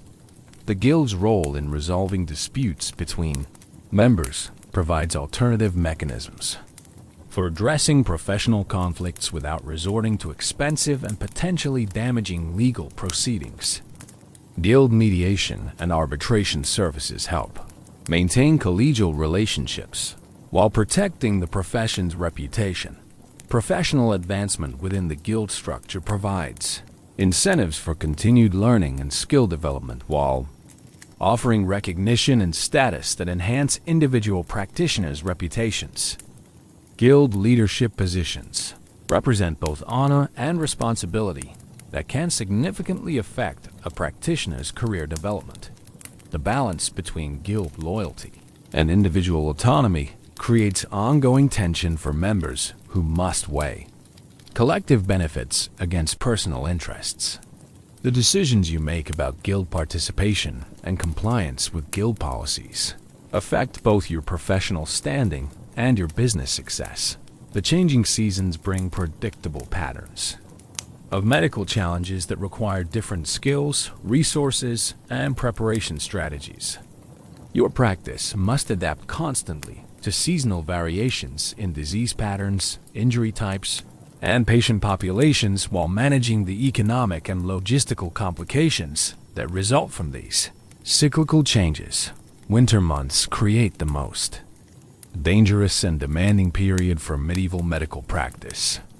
The combination of cold weather, inadequate heating, poor nutrition, and confined living conditions creates perfect conditions for the spread of infectious diseases that can overwhelm your capacity to provide effective treatment. The respiratory ailments that dominate winter practice include pneumonia, bronchitis, and consumption that require treatments beyond your surgical capabilities. Your role often involves providing comfort care and pain relief rather than curative intervention, but families desperate to save loved ones may pressure you to attempt futile procedures.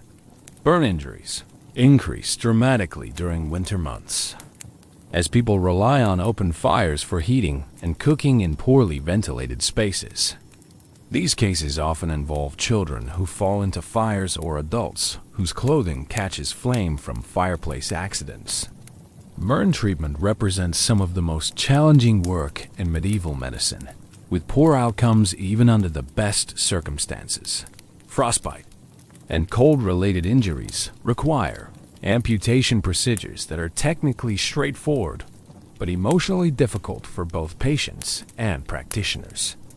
The loss of fingers, toes, or entire limbs to freezing represents permanent disability in a society that depends on physical labor for economic survival. Winter depression and seasonal mental health problems create demand for services that medieval medicine is poorly equipped to address. The combination of limited daylight, social isolation, and economic stress during winter months produces psychological symptoms that often manifest as physical complaints, requiring medical attention. The preservation of medications and supplies during winter months presents ongoing challenges due to freezing temperatures and humidity fluctuations that can damage or destroy essential materials. Your inventory management must account for seasonal spoilage and supply shortages that affect your ability to treat patients effectively. Spring brings its own characteristic medical challenges as warmer weather and increased activity levels create new patterns of injury and disease.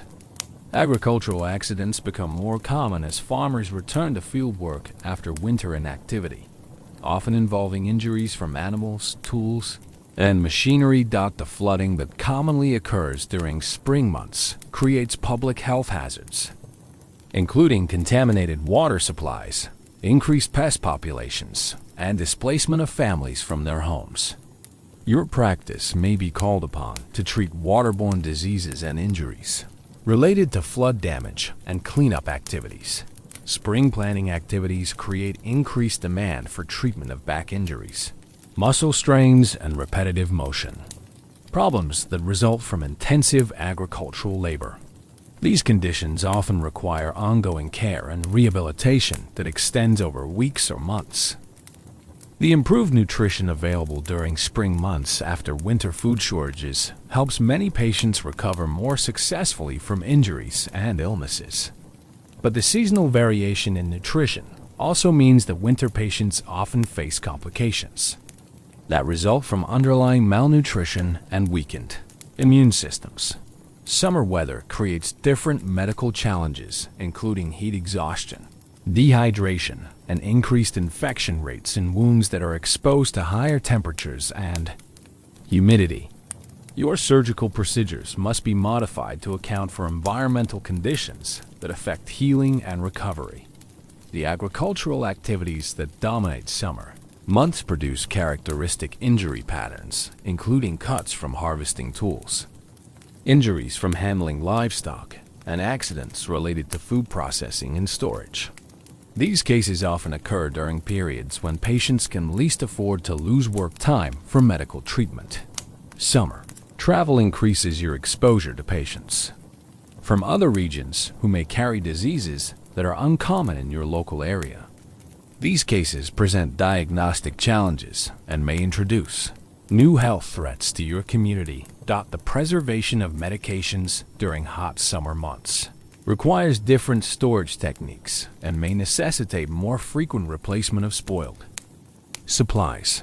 The heat and humidity that characterize summer weather can accelerate the deterioration of herbal preparations and other medical materials. Autumn brings the harvest season with its own patterns of injuries and health challenges. The intensive labor required for bringing in crops creates increased risk of accidents and overexertion injuries that require immediate medical attention during critical agricultural periods. Food preservation activities during autumn create opportunities for accidents involving knives, processing equipment, and preservation chemicals that can cause serious injuries requiring surgical intervention. The pressure to complete food preparation before winter may lead to rushed work that increases accident rates. The preparation for winter that dominates autumn activities creates demand for preventive medical care and treatment of chronic conditions. Before the difficult winter months arrive, patients may seek surgical procedures during autumn, when recovery conditions are more favorable than they would be during winter. The psychological preparation for winter that occurs during autumn may trigger anxiety and depression in patients who remember previous difficult winter experiences. The anticipation of seasonal challenges can create medical complaints that require attention even when underlying physical health is adequate. The economic cycles that correspond to seasonal agricultural patterns affect your practice through variations in patients' ability to pay for medical services. Harvest time may bring increased income that allows families to afford medical care that was previously beyond their reach, while pre-harvest periods may create financial constraints that limit access to professional treatment. The instruments of your trade represent a collection of medieval technology that hovers somewhere between sophisticated craftsmanship and crude brutality. Each tool tells a story of human ingenuity constrained by the limitations of metallurgy, manufacturing techniques, and medical understanding that characterizes 14th century Europe. Your amputation saw stands as perhaps the most feared instrument in your collection, a crude but effective device that can separate bone and tissue when properly wielded, but requires physical strength and technical skill that make clean amputations extremely difficult to achieve. The saw's teeth are hand-filed and irregularly spaced, creating a cutting action that tears through tissue rather than slicing cleanly. The psychological impact of this instrument on patients cannot be overstated. The sight of the amputation saw often triggers panic reactions that make restraint and anesthesia even more critical for successful procedures. The sound of the saw cutting through bone creates terror in waiting patients and may be heard throughout the neighborhood during operations. Your collection of bone-setting tools includes crude traction devices, splints made from wood and leather, and binding materials that provide some capability for treating fractures and dislocations. But the lack of X-ray technology or sophisticated understanding of bone structure means that many orthopedic procedures result in permanent deformity or disability. The forceps used for extracting teeth range from delicate instruments designed for front teeth to massive pliers capable of gripping molars that resist removal. Medieval dental forceps lack the precision engineering of modern tools, making tooth extractions crude affairs that often result in broken teeth, damaged gums, and incomplete removals. Your surgical knives include both general-purpose cutting tools and specialized instruments designed for specific procedures. The quality of steel varies enormously depending on cost and availability, with your finest knives approaching the sharpness of modern surgical instruments, while cheaper tools may be little better than kitchen utensils. The maintenance requirements for surgical knives include daily sharpening, careful storage to prevent damage, and periodic replacement when edges become too worn to maintain proper sharpness. The time and expense involved in tool maintenance represents a significant operational cost that affects your practice's profitability. Cauterization equipment consists primarily of iron rods and shaped implements that can be heated in fire and applied to wounds for sealing blood vessels and destroying infected tissue. The temperature control available with these primitive tools makes precise application extremely difficult, often resulting in more tissue damage than healing. Use suturing. Materials include needle-like implements made from bone or metal and thread made from animal sinew, plant fibers, or human hair. The quality and reliability of these materials affects the success of wound closure procedures, but medieval manufacturing techniques produce inconsistent results that make suturing unreliable. Measuring devices for pharmaceutical preparation include crude balances and approximation tools that make precise dosage calculation nearly impossible. The lack of standardized weights and measures means that medication preparation often depends more on experience and guesswork than scientific measurement.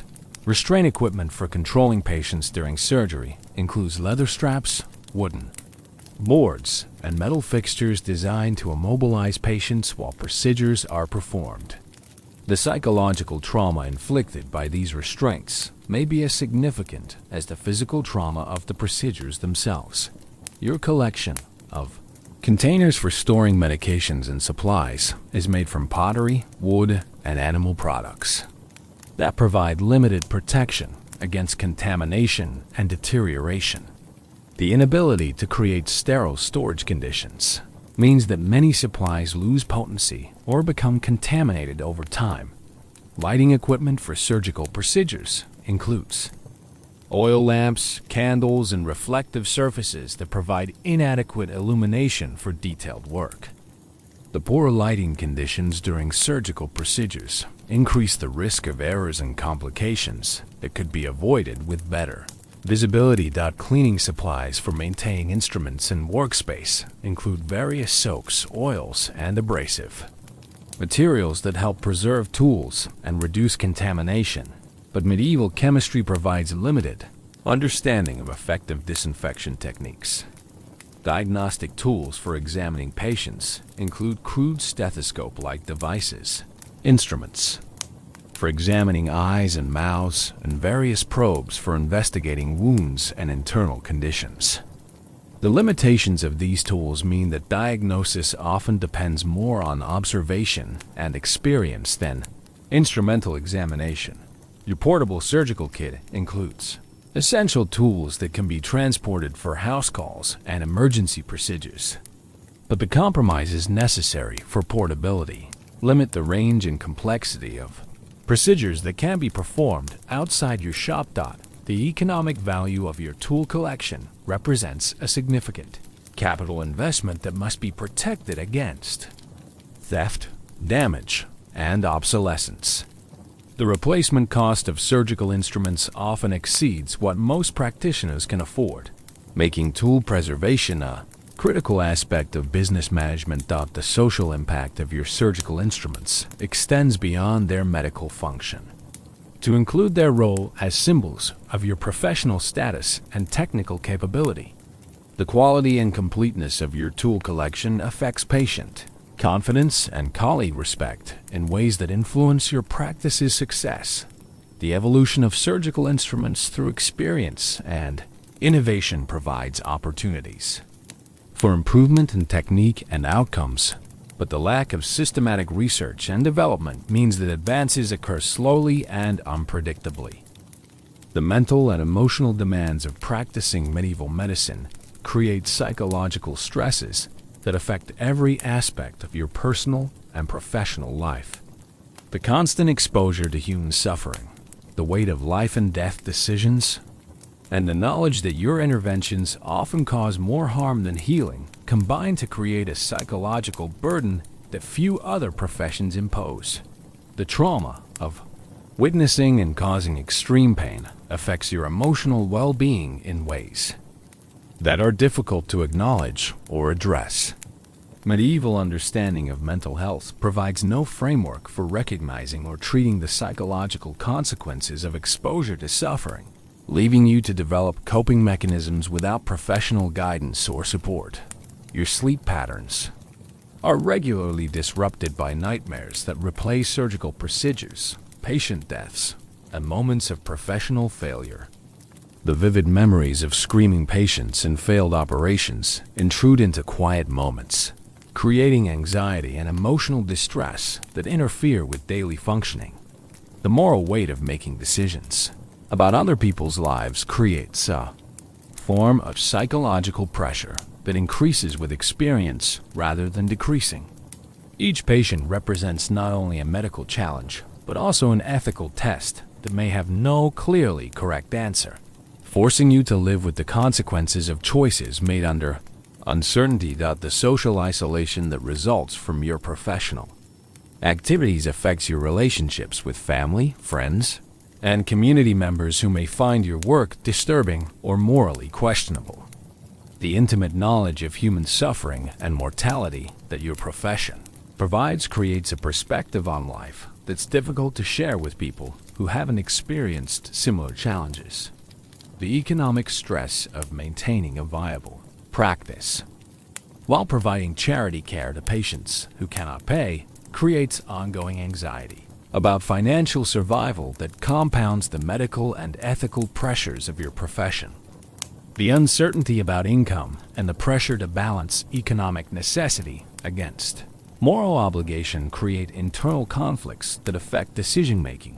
The physical demands of surgical procedures take a cumulative toll on your own health and well-being.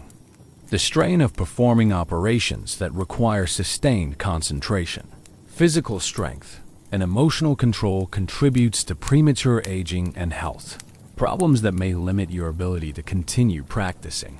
The responsibility for training apprentices adds another layer of psychological stress, as you must balance the need to provide learning opportunities against the increased risks that inexperienced practitioners create for patients. The knowledge that your teaching decisions affect both student development and patient welfare creates additional pressure. The relationship with grief and loss becomes a constant presence in your professional life as you witness more death and suffering than most people experience in their entire lives. The cumulative impact of patient deaths, failed procedures, and families destroyed by medical crises creates a familiarity with mortality that affects your worldview and emotional responses. The development of emotional defenses against the psychological impact of your work may protect your mental health, but can also reduce your empathy and compassion for patients in ways that affect the quality of care you provide. The balance between emotional protection and professional sensitivity requires ongoing attention and adjustment. The lack of professional counseling or mental health support means that you must rely on personal resources, family relationships, and informal social networks to cope with the psychological demands of your profession. The adequacy of these support systems varies greatly and may be insufficient during periods of particular stress. The religious framework available for understanding suffering and mortality provides some comfort but may also create additional psychological burdens through questions about divine justice, personal worthiness, and the spiritual implications of causing pain in the name of healing. The comparison between your surgical outcomes and those of other practitioners creates competitive pressures that may motivate improvement, but can also contribute to professional anxiety and self-doubt when your results don't meet your own or others' expectations. The anticipation of professional failure affects your confidence and decision-making in ways that may create self-fulfilling prophecies. The fear of making mistakes may cause hesitation or excessive caution that actually increases the likelihood of poor outcomes. The cumulative impact of years of practicing medieval medicine creates changes in personality, worldview, and emotional responses that affect all aspects of your life beyond professional practice. The person you become through exposure to extreme medical challenges may be very different from who you were before entering the profession. The coping strategies that you develop for managing psychological stress include both healthy and potentially harmful approaches to emotional regulation. Alcohol consumption, social withdrawal, and emotional numbing may provide temporary relief but could create long-term problems that affect both personal and professional functioning. The impact on family relationships includes the effects of irregular schedules, emotional unavailability, and the social stigma associated with surgical practice. Your spouse and children must adapt to living with someone whose work involves regular exposure to trauma and whose emotional responses may be affected by professional experiences. The long-term psychological effects of medieval medical practice may include chronic anxiety, depression, and post-traumatic stress symptoms that affect quality of life and professional longevity. The absence of effective mental health treatment means that these conditions often go unrecognized and untreated. Impact of your profession on family life extends far beyond the obvious challenges of irregular schedules and emergency calls.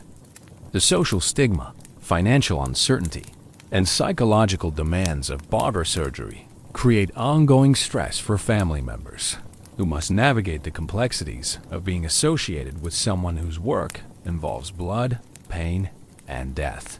Your wife, Elizabeth, married you before you inherited your father's practice, when you were still an apprentice with unclear prospects and an uncertain future. The reality of being married to a practicing barber surgeon has proven more challenging than either of you anticipated when your relationship began. Elizabeth's social position in the community is complicated by your professional activities, while your income and skills provide economic security and social standing. Your association with blood and surgery creates awkwardness in social situations where other wives may find her husband's occupation disturbing or unseemly. The irregular nature of your schedule affects family routines and relationships in ways that create ongoing stress and adjustment challenges. Emergency calls interrupt family meals, social activities, and personal time together, creating a sense that your professional obligations always take precedence over family needs. The financial unpredictability of surgical practice affects family planning and security in ways that create anxiety about the future. While successful procedures can provide substantial income, periods without major cases or problems with patient payments can threaten family welfare and force difficult economic decisions. Elizabeth's exposure to the details of your work through conversations about cases, cleaning of blood-stained clothing, and observation of your emotional responses to professional challenges creates secondary trauma that affects her own mental health and well-being. Your children face unique challenges related to their father's profession that affect their social relationships, educational opportunities, and future prospects. The community's attitude toward barber surgery influences how other families view your children as potential friends, marriage partners, or professional associates. Your son, Robert, now 12 years old, shows interest in following your profession, but also demonstrates anxiety about the violent and dangerous aspects of surgical work. The decision about whether to encourage his interest or direct him toward other opportunities involves balancing his apparent aptitude against the personal costs of medieval medical practice. Your daughter, Margaret, aged 10, has developed fears about injury and illness that may result from overhearing details about your surgical cases and witnessing your emotional responses to professional failures.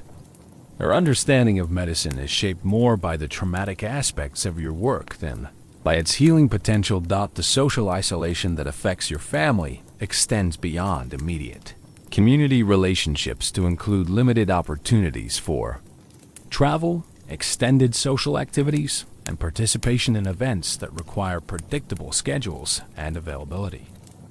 Elizabeth's own health and medical needs create complicated situations when you're called upon to provide professional care for your spouse. The boundaries between personal and professional relationships become blurred in ways that may affect both medical judgment and marital dynamics. The economic opportunities available to your family are both enhanced and limited by your professional status. While your income provides resources for education and social advancement, the community's attitude toward your profession may limit your children's access to certain careers or social positions. The inheritance and estate planning issues facing your family involve complications related to the specialized nature of your professional assets and the uncertainty about whether your children will continue in the family business. Your tools and equipment represent significant capital value, but may have limited marketability if sold to people outside the profession. The goodwill and reputation that you've built may not transfer easily to other family members who lack medical training. The education decisions for your children must account for both the opportunities and limitations created by your professional status. Advanced education might provide access to prestigious careers, but could also create expectations and social connections that conflict with your family's position in the community. The religious implications of your profession affect your family's relationship with the church and their spiritual development. The theological complications surrounding surgical practice may influence how clergy and other parishioners view your family's religious devotion and moral standing. The marriage prospects for your children are influenced by your professional reputation and the community's attitude toward families associated with surgical practice. Potential in-laws may view your profession as either an asset or a liability, depending on their own social position and attitudes toward medicine. The long-term care needs that may result from the physical and psychological demands of your profession could affect your family's financial security and quality of life as you age. The occupational injuries and health problems common among medieval medical practitioners may require extensive care that strains family resources. The emotional support that your family provides helps you cope with the psychological demands of your profession, but the burden of supporting someone who regularly deals with trauma and moral complexity can create stress for family members who lack professional training or experience. The impact on family traditions and cultural practices includes modifications to social customs, religious observances, and community participation that accommodate the demands and restrictions of your professional obligations. The legacy that your profession creates for future generations includes both the benefits of enhanced social status and economic opportunity and the costs of association with a challenging and sometimes controversial occupation. The tension between your medical practice and religious doctrine creates ongoing spiritual challenges that affect your relationship with God, the church, and your own moral understanding. The daily reality of causing pain, shedding blood, and sometimes hastening death conflicts with Christian teachings about compassion, healing, and the sanctity of life in ways that create profound theological anxiety. Your morning prayers often include requests for forgiveness for the violence you will inflict during the day's surgical procedures. The contradiction between asking God to bless your work and seeking absolution for its necessary brutality creates cognitive dissonance that affects your spiritual confidence and emotional well-being. The Church's teaching about suffering as spiritually beneficial conflicts with your professional obligation to relieve pain and promote healing. When you provide opium or other analgesics to surgical patients, you may be interfering with God's plan for testing or purifying their souls through suffering. The question of when to attempt surgery versus when to accept divine will as expressed through natural death involves theological considerations that your medical training never addressed. Your decision to recommend aggressive intervention might represent prideful rejection of God's authority over life and death. The administration of last rites to surgical patients creates timing dilemmas that have spiritual implications for both patients and their families. Receiving sacraments before surgery may undermine confidence and will to survive, while delaying religious preparation could endanger souls if procedures result in unexpected death. Your relationship with Father William, the local parish priest, involves ongoing negotiation about the moral implications of your professional activities.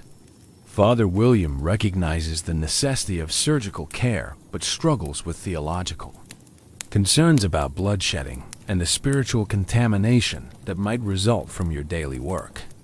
The confession of surgical failures and patient deaths requires careful consideration of your moral responsibility for outcomes that may result from factors beyond your control. The distinction between unavoidable medical complications and sinful negligence or incompetence isn't always clear in specific cases. The Church's prohibition against dissection and anatomical study limits your ability to improve surgical techniques through systematic investigation of human body structure. Your respect for religious authority conflicts with your desire to provide better medical care through enhanced knowledge. The treatment of patients whose conditions may result from sinful behavior creates moral dilemmas about providing care that might enable continued transgression. Treating prostitutes, criminals, or others whose lifestyles conflict with church teaching to be interpreted as encouraging sinful behavior. Your participation in guild activities sometimes involves social situations that conflict with religious observances or moral standards. Professional advancement may require relationships and compromises that challenge your spiritual commitments. The financial aspects of your practice create ethical concerns about profiting from human suffering and the appropriateness of charging fees for services that preserve life and health. The balance between economic necessity and charitable obligation affects your spiritual understanding of your professional role. The pharmaceutical knowledge available to you includes remedies and techniques that are associated with folk magic or pagan traditions that the Church considers heretical. The line between acceptable medicine and forbidden witchcraft isn't always clear in practical situations. Your exposure to death and human mortality affects your spiritual understanding of divine justice, eternal life, and the purpose of earthly existence. The frequency with which good people suffer while evil people prosper challenges simple theological explanations of divine providence. The prayer life that sustains your spiritual development must accommodate professional demands that interrupt religious observances and create scheduling conflicts with church activities. Your irregular availability for masses and religious celebrations may affect your relationship with the faith community. The moral education that you provide to apprentices includes both technical instruction and guidance about ethical behavior in situations where religious doctrine provides limited practical guidance. Your responsibility for shaping the next generation of practitioners involves spiritual as well as professional considerations. The social relationships within your religious community are affected by other parishioners, attitudes toward your profession, and their comfort level with your daily activities. Some community members may avoid association with someone whose work involves regular bloodshedding. The interpretation of scripture passages about healing, suffering, and divine intervention in human affairs requires careful consideration of how biblical teachings apply to medieval medical practice. The lack of systematic theological guidance for medical practitioners leaves many moral questions unresolved. The charitable obligations that result from your professional capabilities create ongoing tension between economic survival and moral duty.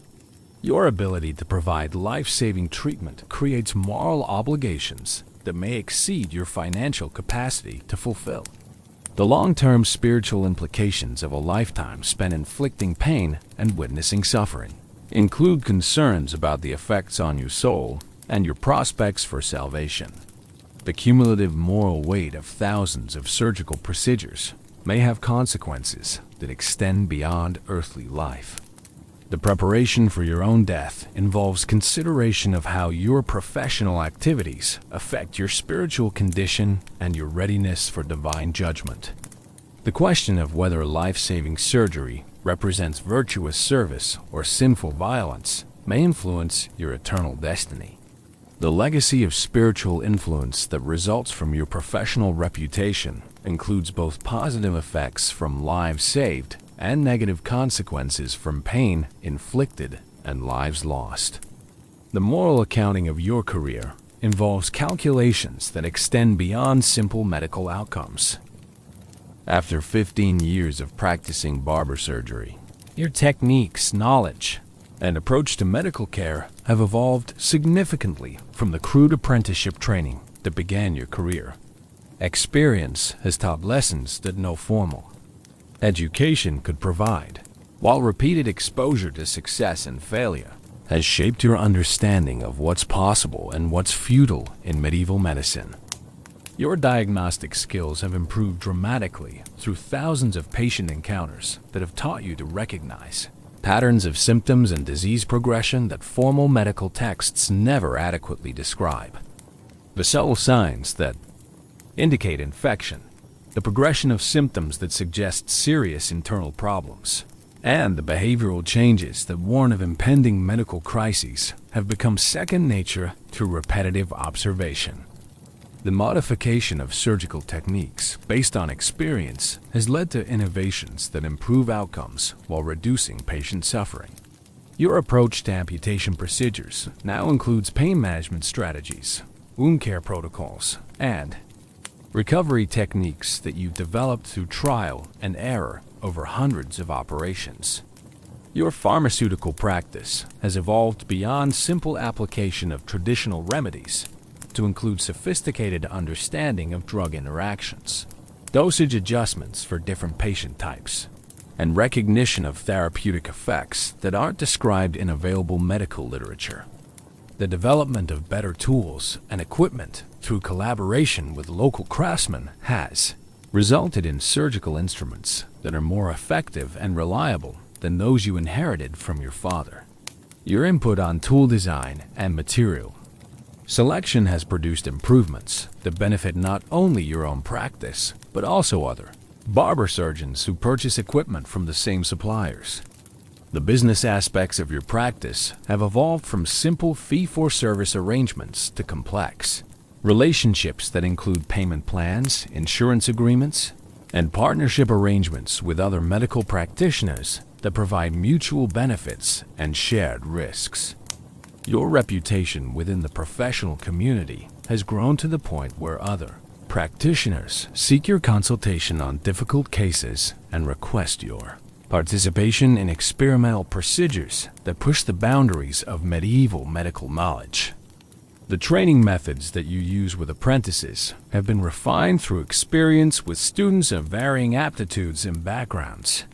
Your understanding of how to balance safety concerns with learning opportunities has produced a generation of practitioners who are better prepared than you were when beginning independent practice.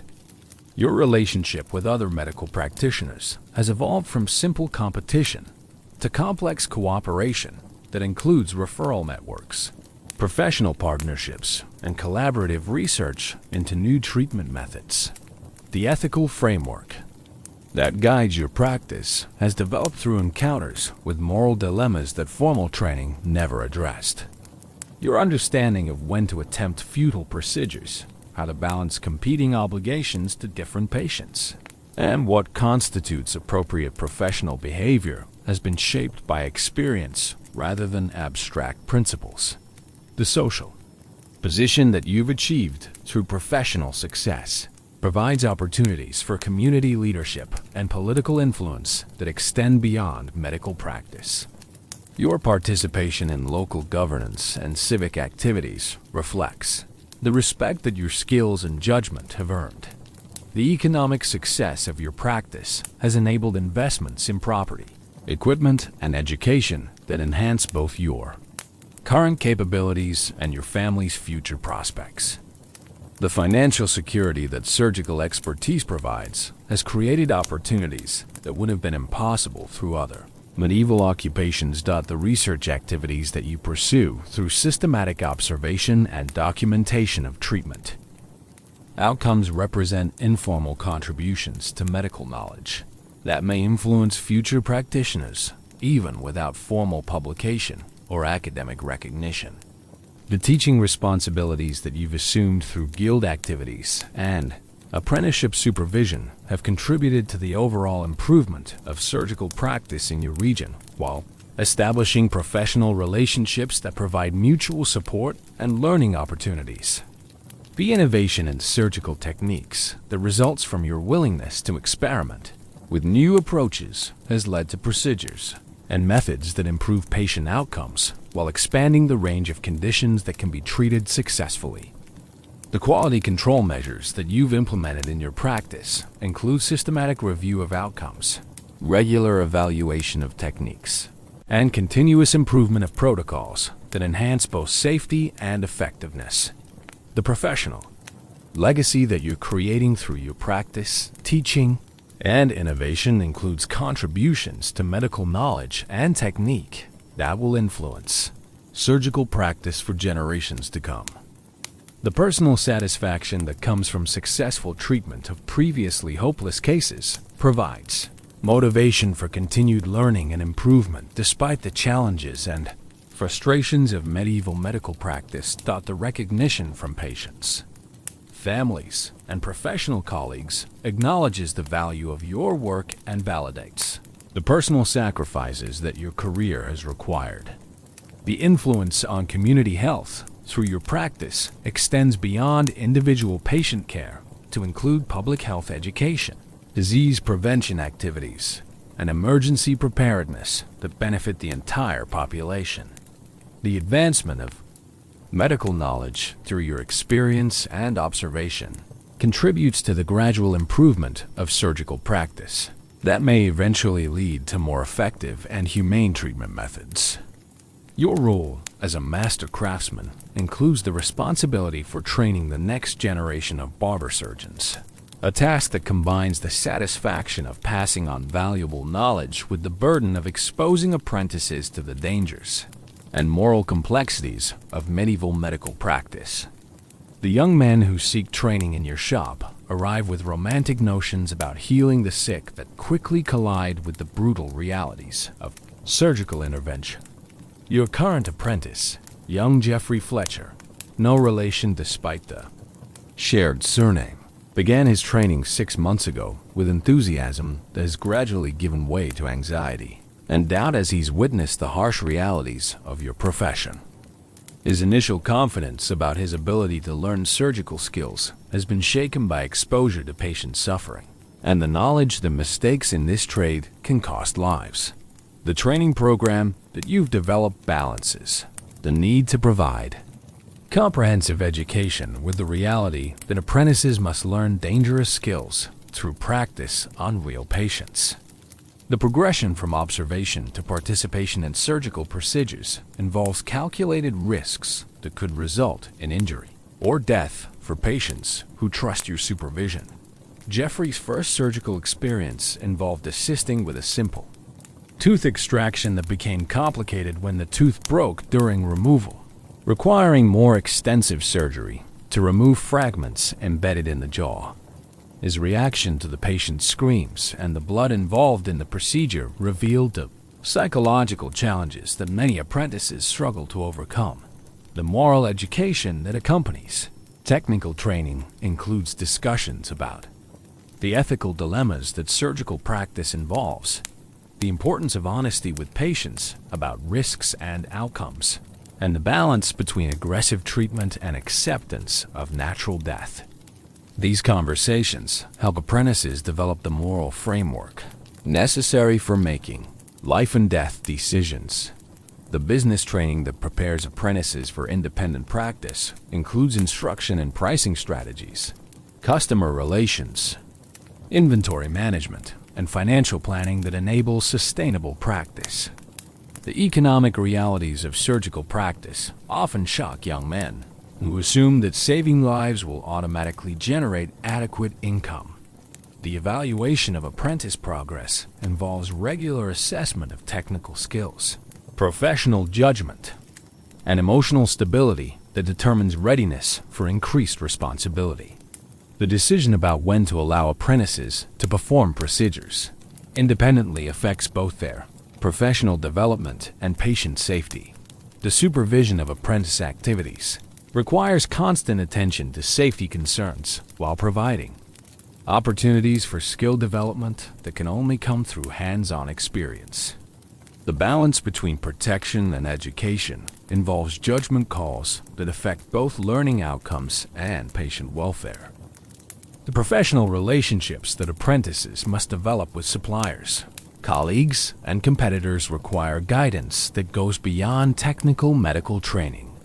The social and political skills necessary for successful practice must be learned through observation and mentoring rather than formal instruction.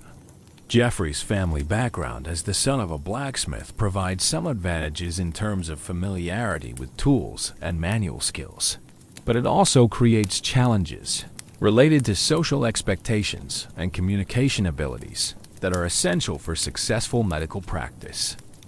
The guild requirements for apprentice training include specific standards for duration of training, types of procedures that must be mastered, and examinations that must be passed before certification for independent practice.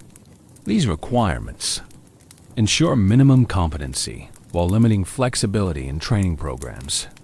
The emotional support that apprentices require during their training includes help coping with the psychological trauma of witnessing suffering, guidance in developing professional detachment that protects mental health, and encouragement during periods of doubt about career choices. The liability issues that arise when apprentices make mistakes during training create legal and financial risks for master practitioners who bear responsibility for their students' actions. The potential consequences of apprentice errors include patient deaths, legal action, and damage to professional reputation.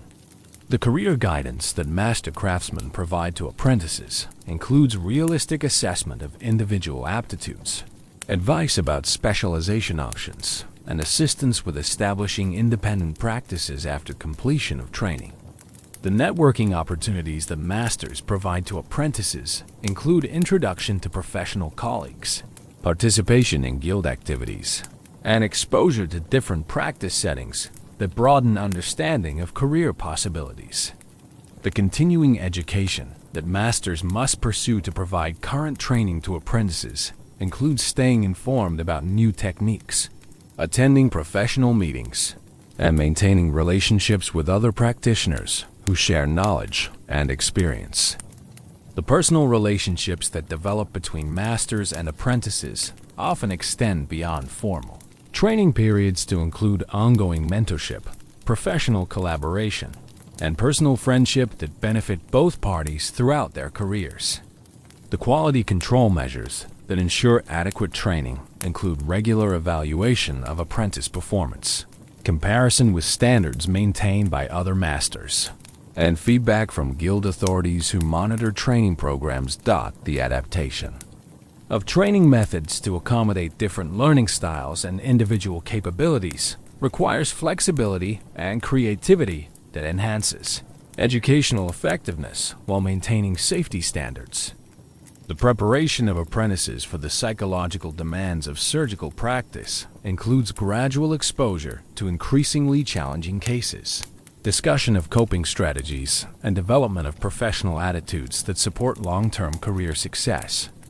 The evaluation of training effectiveness through tracking of apprentice career outcomes provides feedback that improves future training programs while contributing to the overall advancement of surgical practice. In medieval society, where formal credentials and professional licensing don't exist, your reputation represents the primary currency that determines professional success and economic survival. The complex network of relationships, referrals, and community standing that surrounds your practice creates opportunities and constraints that extend far beyond simple medical competence. Your reputation among wealthy customers who can afford to pay premium fees for grooming and medical services represents perhaps the most valuable asset in your professional portfolio. Lord Edmund Ashworth's monthly visits for grooming services provide not only direct income but also social validation that enhances your standing with other potential customers from the nobility. The word-of-mouth recommendations that result from successful treatments create a multiplier effect that generates new business, while reducing the marketing efforts and costs that would otherwise be necessary to attract customers. A single successful surgery that saves a prominent citizen's life can generate referrals that sustain your practice for months. But the flip side of reputation dependency involves the devastating consequences that can result from high-profile failures or public accusations of incompetence. The death of a well-known patient during surgery can destroy years of reputation building, while creating negative publicity that drives away potential customers.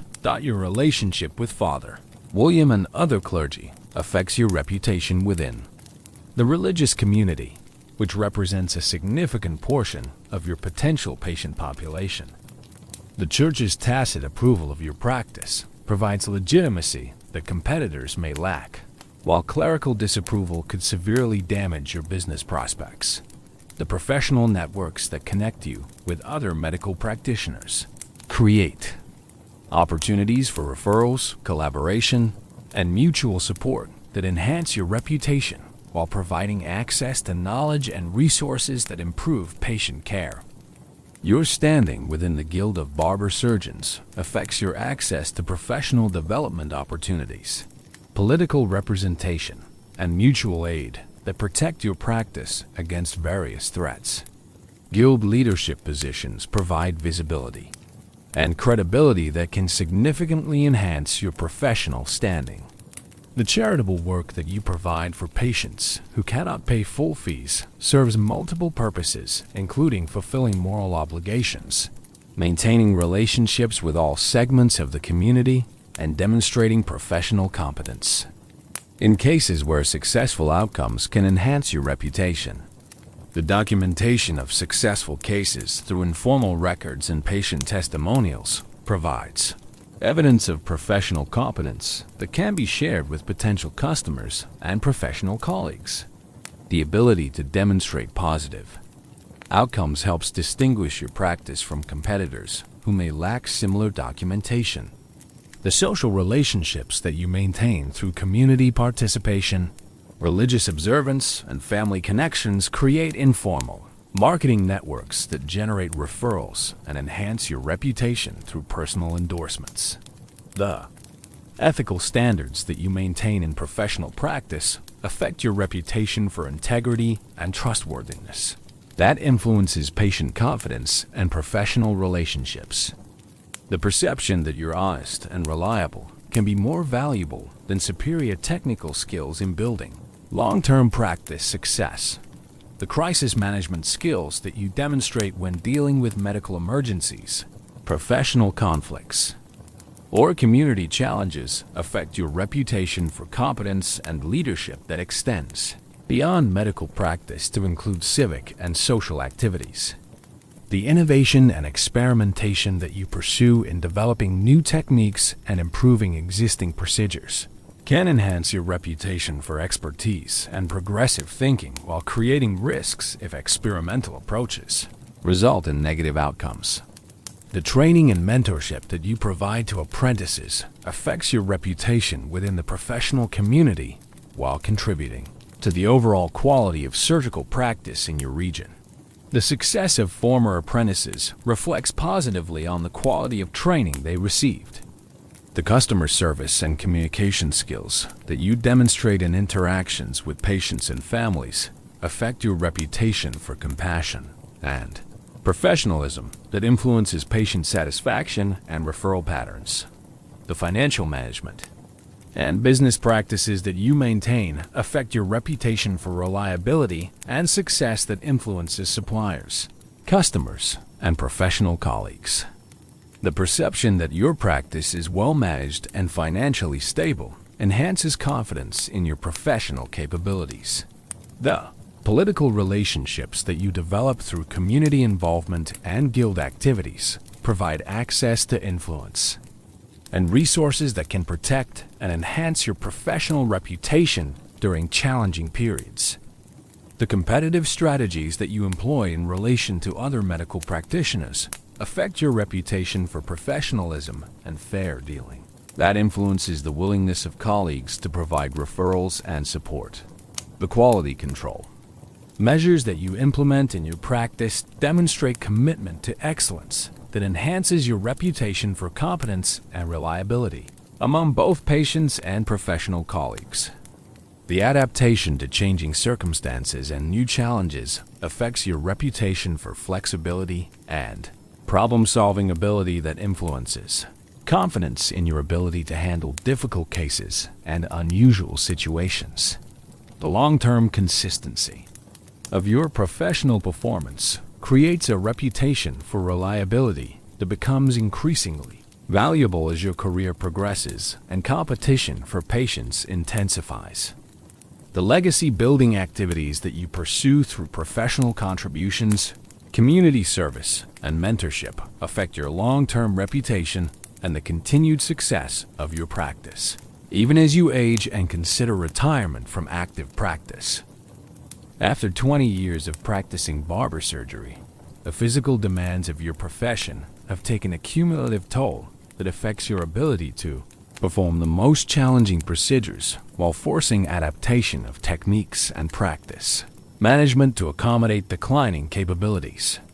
The strength, dexterity, and endurance that once seemed unlimited have gradually diminished to the point where strategic decisions about case selection and practice organization become essential for continued professional effectiveness. Your hands, which once possessed the steady precision necessary for the most delicate surgical work, now show the tremor and stiffness that results from decades of gripping surgical instruments and performing procedures that require sustained fine motor control.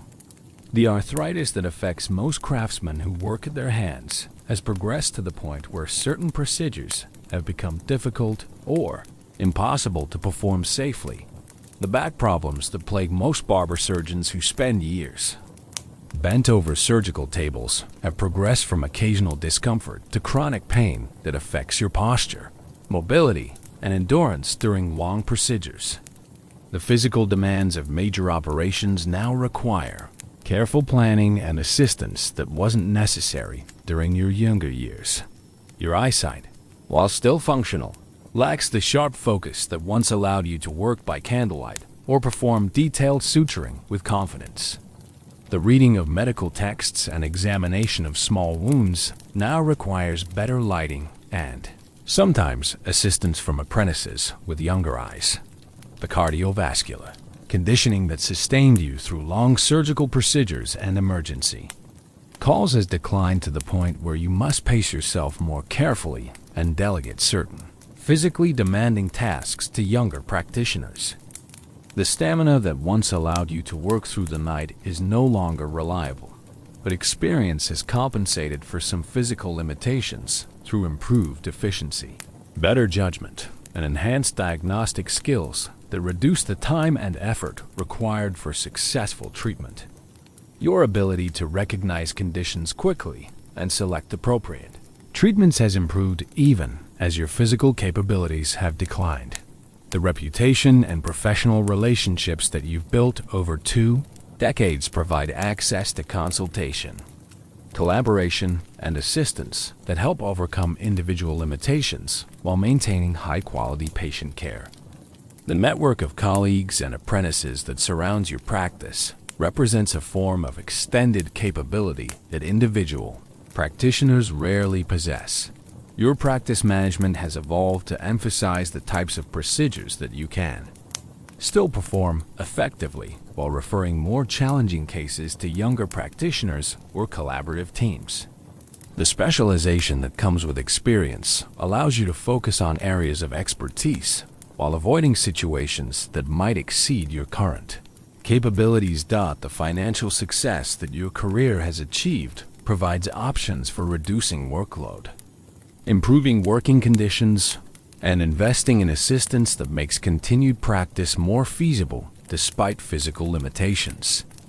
The economic security that reputation and skill have generated allows for strategic decisions that prioritize quality over quantity. The teaching and mentorship responsibilities that occupy increasing portions of your time provide satisfaction and professional contribution while requiring less physical demand than direct patient care.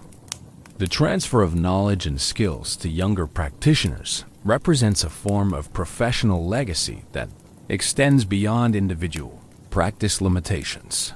The case selection criteria that you now apply help ensure that the procedures you attempt are within your current capabilities while maintaining the quality standards that your reputation requires. The wisdom to recognize limitations and decline inappropriate cases has become as important as technical skill for continued professional success. The partnership arrangements that you've developed with younger practitioners provide mutual benefits, including access to physical capabilities for your practice and experience and reputation for their careers. These collaborative relationships help bridge the transition between generations of practitioners. The adaptation of surgical techniques to accommodate physical limitations includes modifications of procedures, use of assistive devices, and development of alternative approaches that achieve similar outcomes with less physical demand. The succession planning for your practice involves preparing for eventual retirement while maintaining the value of professional assets and relationships that represent the accumulated capital of your career.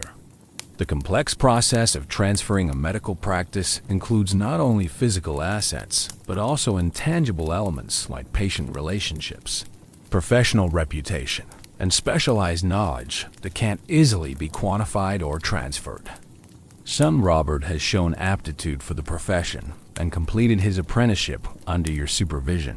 But the decision about whether he should inherit your practice involves considerations beyond simple family succession. The emotional and physical demands of barber surgery may not be appropriate for every family member, regardless of technical capability.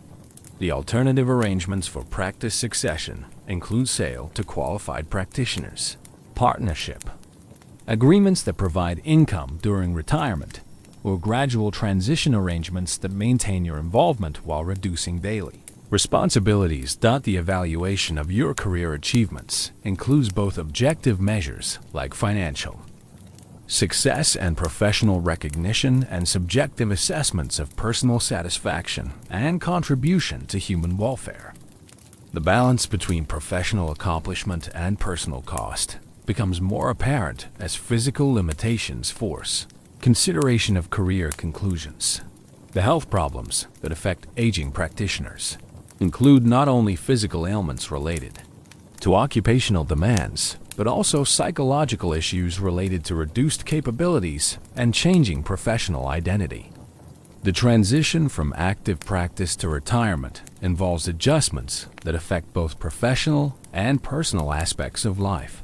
The mentorship legacy that continues through former apprentices who establish successful practices represents one form of professional immortality that extends individual influence beyond active career periods. The techniques, knowledge, and ethical standards that you've transmitted to younger practitioners continue to affect patient care long after your direct involvement ends. The community recognition of your career contributions may include formal honors, informal testimonials, and ongoing requests for consultation that acknowledge the value of your professional service. The respect of colleagues, patients, and community members provides validation for the sacrifices and challenges that surgical practice has required. The financial planning for retirement must account for the irregular income patterns that characterize surgical practice. the potential for continued earnings through consultation and teaching, and the need for medical care that addresses occupational health problems, the family relationships that have been affected by decades of professional demands may require attention and restoration as retirement approaches and more time becomes available for personal relationships and activities that were previously subordinated to career obligations. As you enter your 25th year of practice, the accumulated weight of thousands of procedures, hundreds of patient deaths, and countless moral dilemmas has shaped you into a practitioner whose understanding of medicine extends far beyond the crude surgical techniques that defined your early career.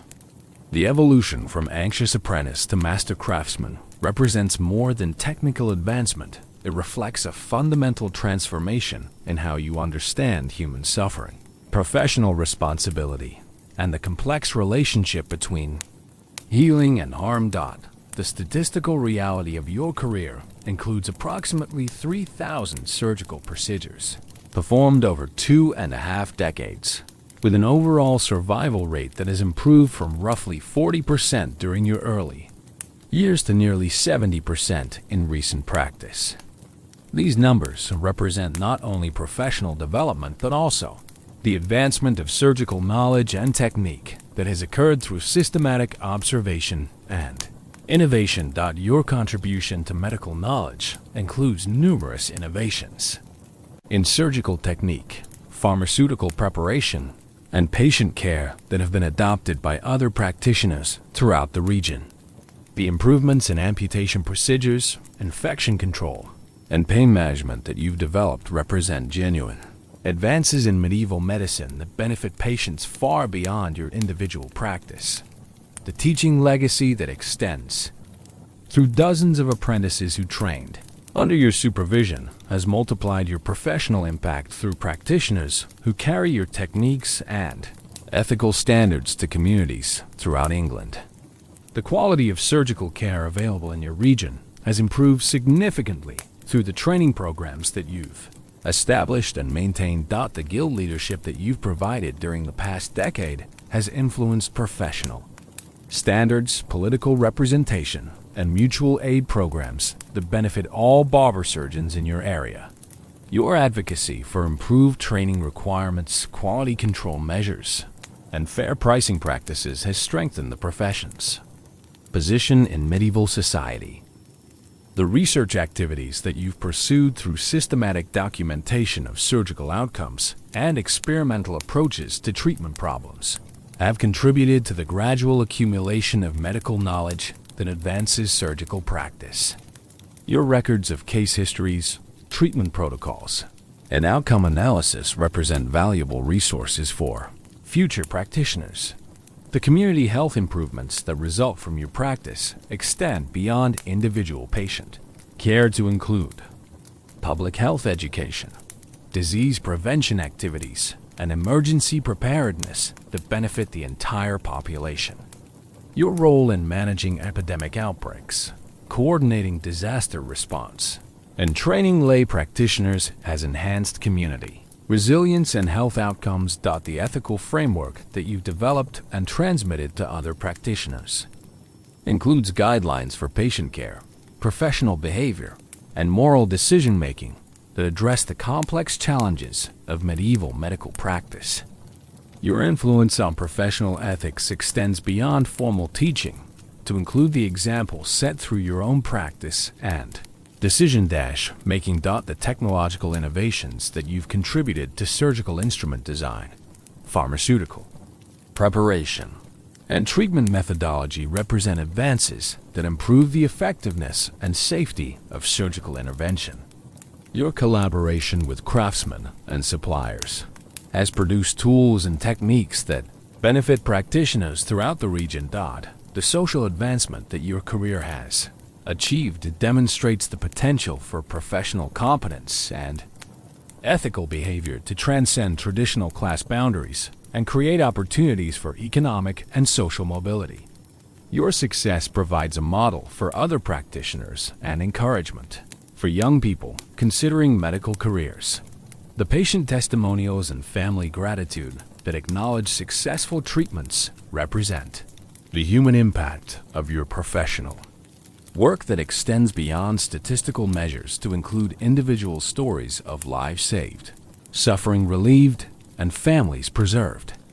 These personal connections provide meaning that transcends the technical aspects of surgical practice.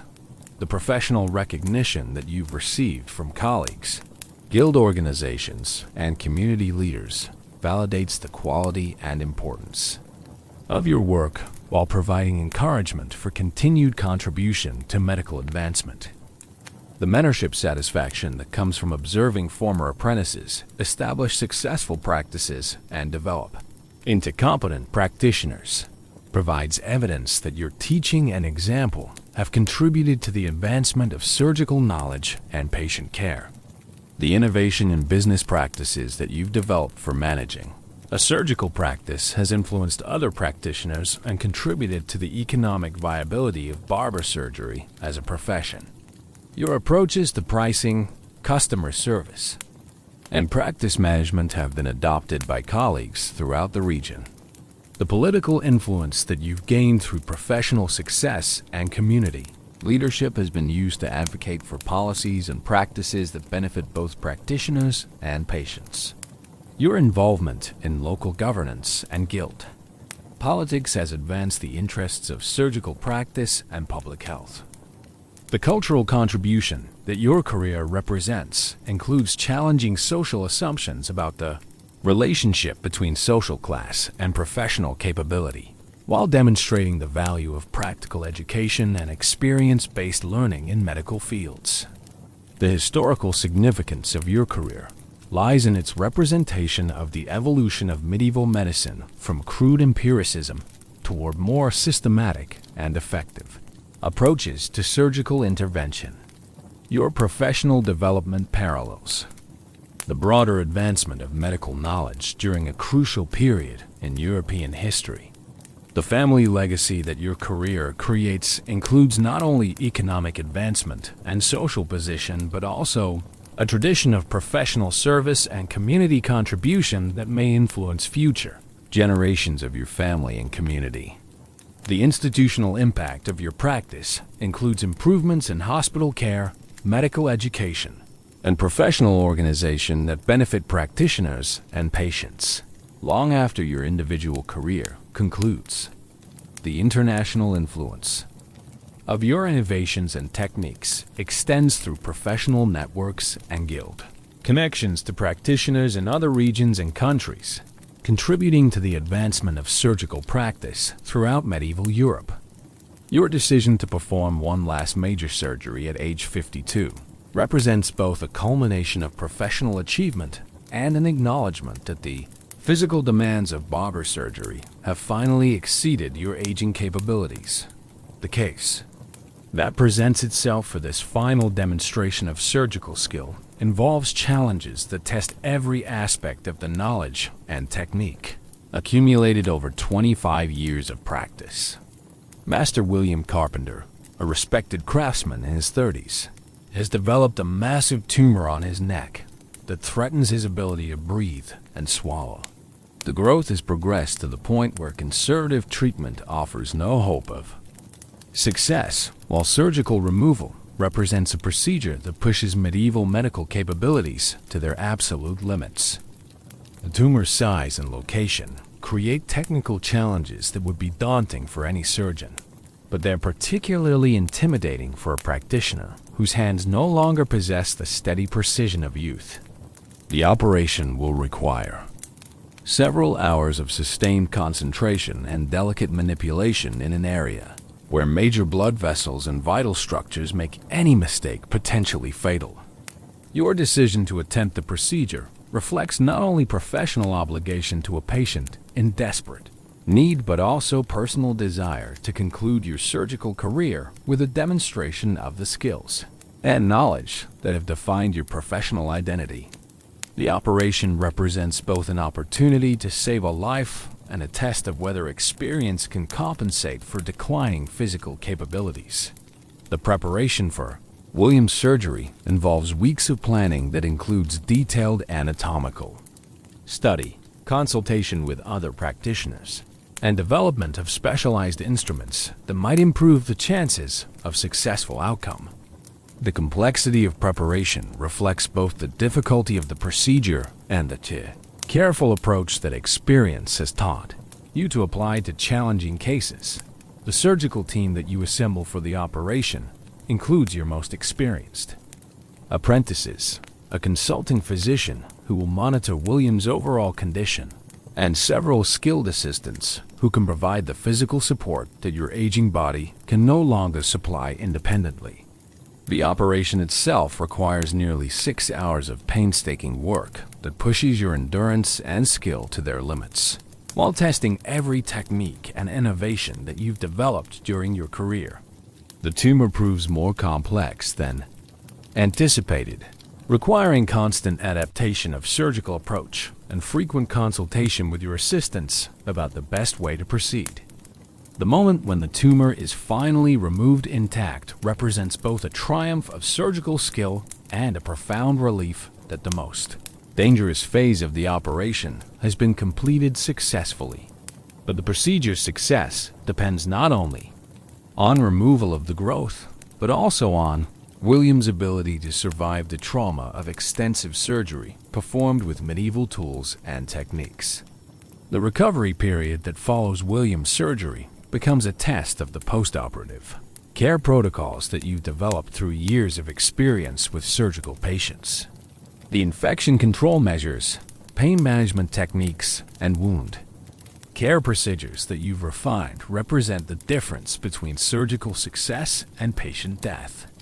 Williams' gradual recovery over the following weeks provides validation for the surgical approach, while demonstrating the importance of comprehensive patient care that extends far beyond the technical aspects of the operation itself.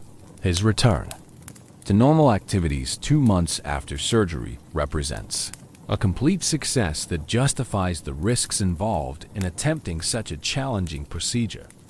The professional recognition that follows this final surgical triumph includes acknowledgement from colleagues throughout the region who understand the technical difficulty of what you've accomplished. The successful outcome enhances your reputation and provides a satisfying conclusion to your active surgical career. The documentation of Williams' case provides a detailed record of surgical technique and patient care that can benefit future practitioners who face similar challenges.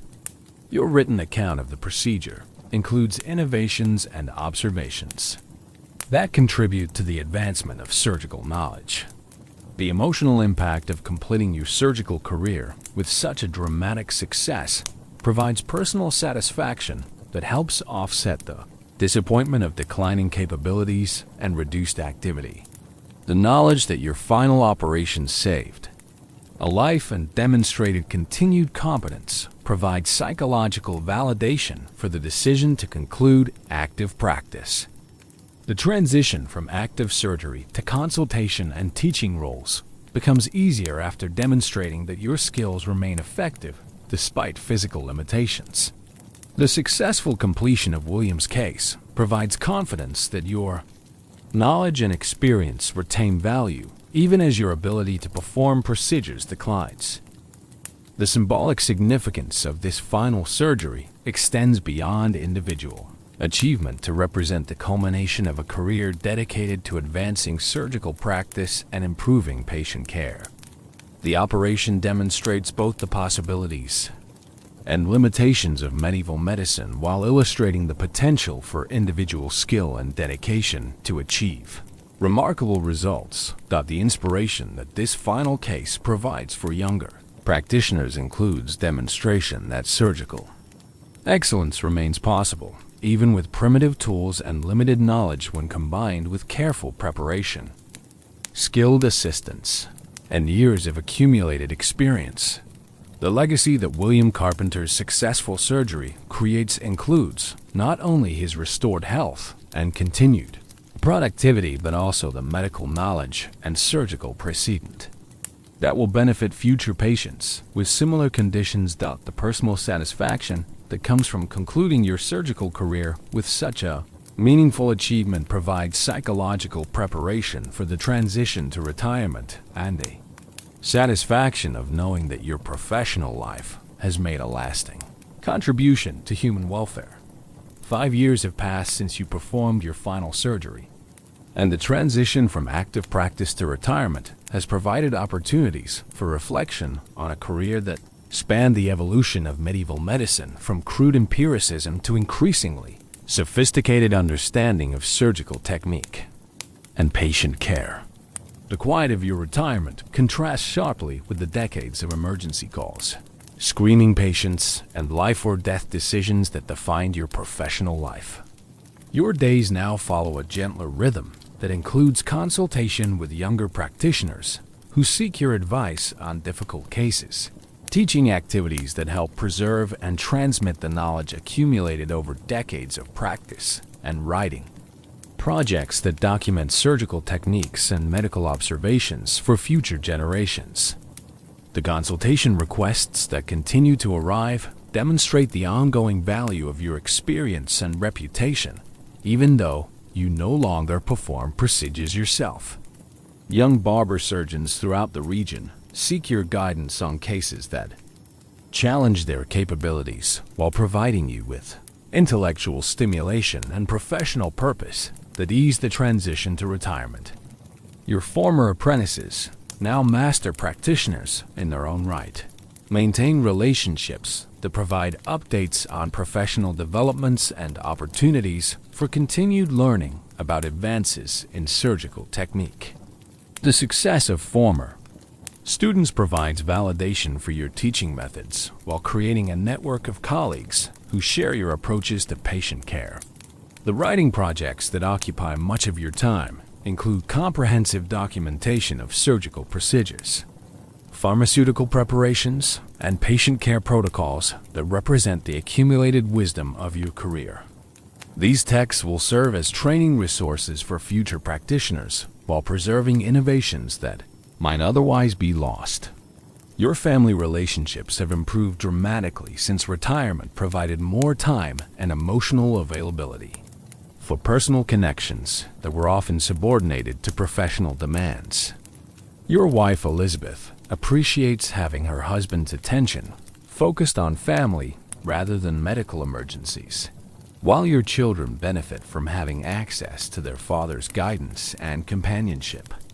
Your son Robert has established a successful practice that builds on the techniques and reputation that you developed while adapting to new challenges and opportunities that reflect changing medical knowledge and social conditions. His success provides evidence that the family tradition of surgical excellence can continue into the next generation. Your daughter Margaret married well and provides grandchildren who bring joy and purpose to your retirement years while carrying forward family traditions and values that have been shaped by your professional experiences.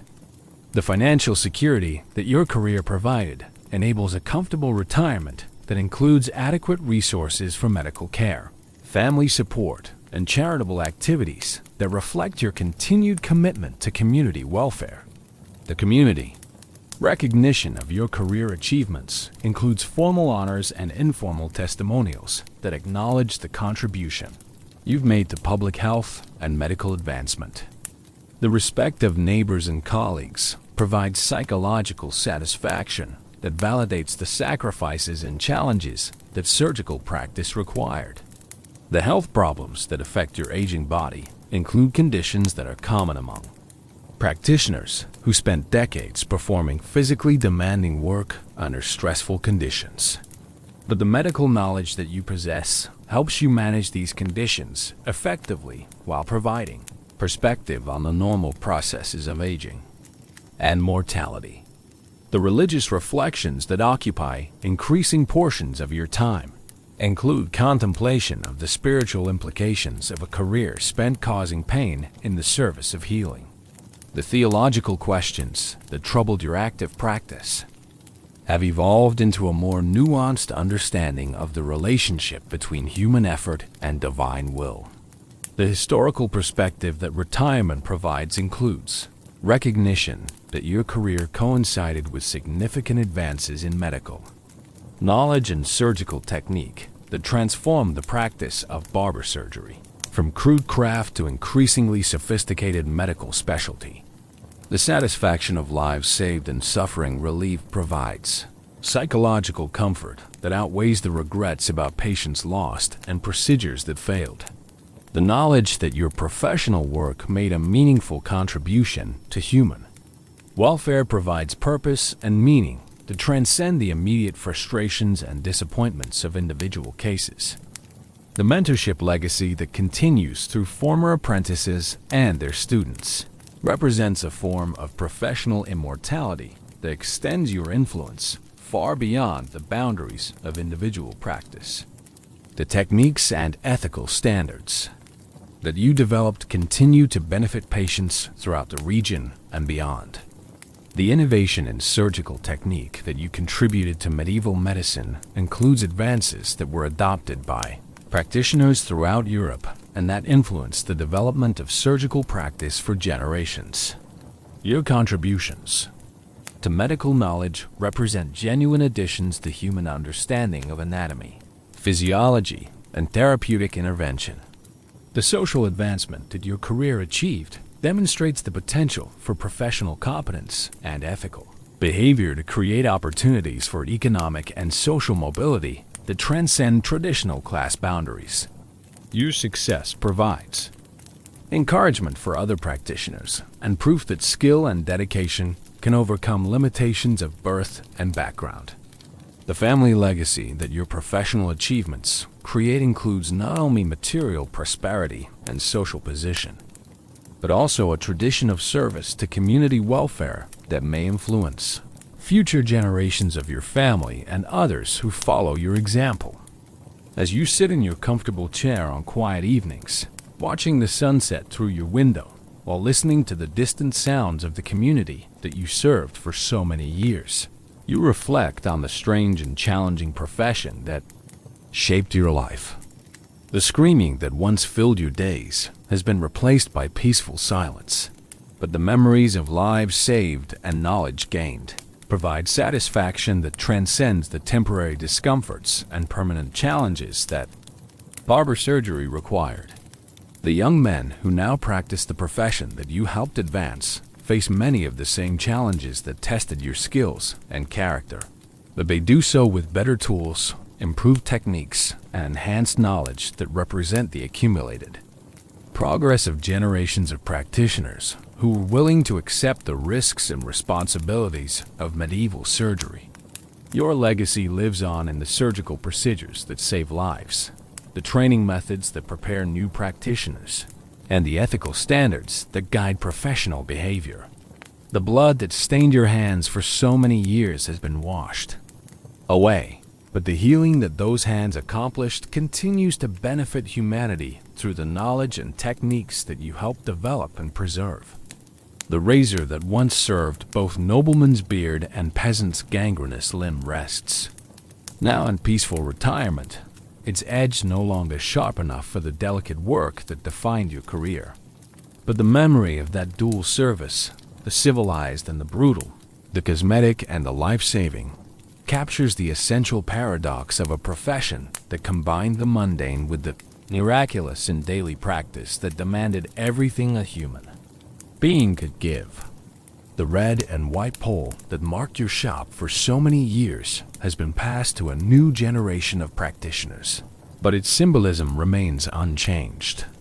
Blood and bandages, pain and healing, death and life, the eternal oppositions that define the human condition and that barber surgeons navigate with skills learned through experience, courage maintained through necessity, and compassion preserved despite constant exposure to suffering. Your story ends where it began, with the understanding that being a medieval barber surgeon meant accepting an impossible profession that demanded superhuman skills, divine judgment, and mortal courage from ordinary people who had no choice but to do their best with inadequate tools, primitive knowledge, and prayers for guidance. The miracle is not that some patients died, but that any survived, and that some practitioners like yourself found meaning and purpose in the bloody, dangerous, essential work of cutting hair and saving lives with the same steady hands and grateful hearts.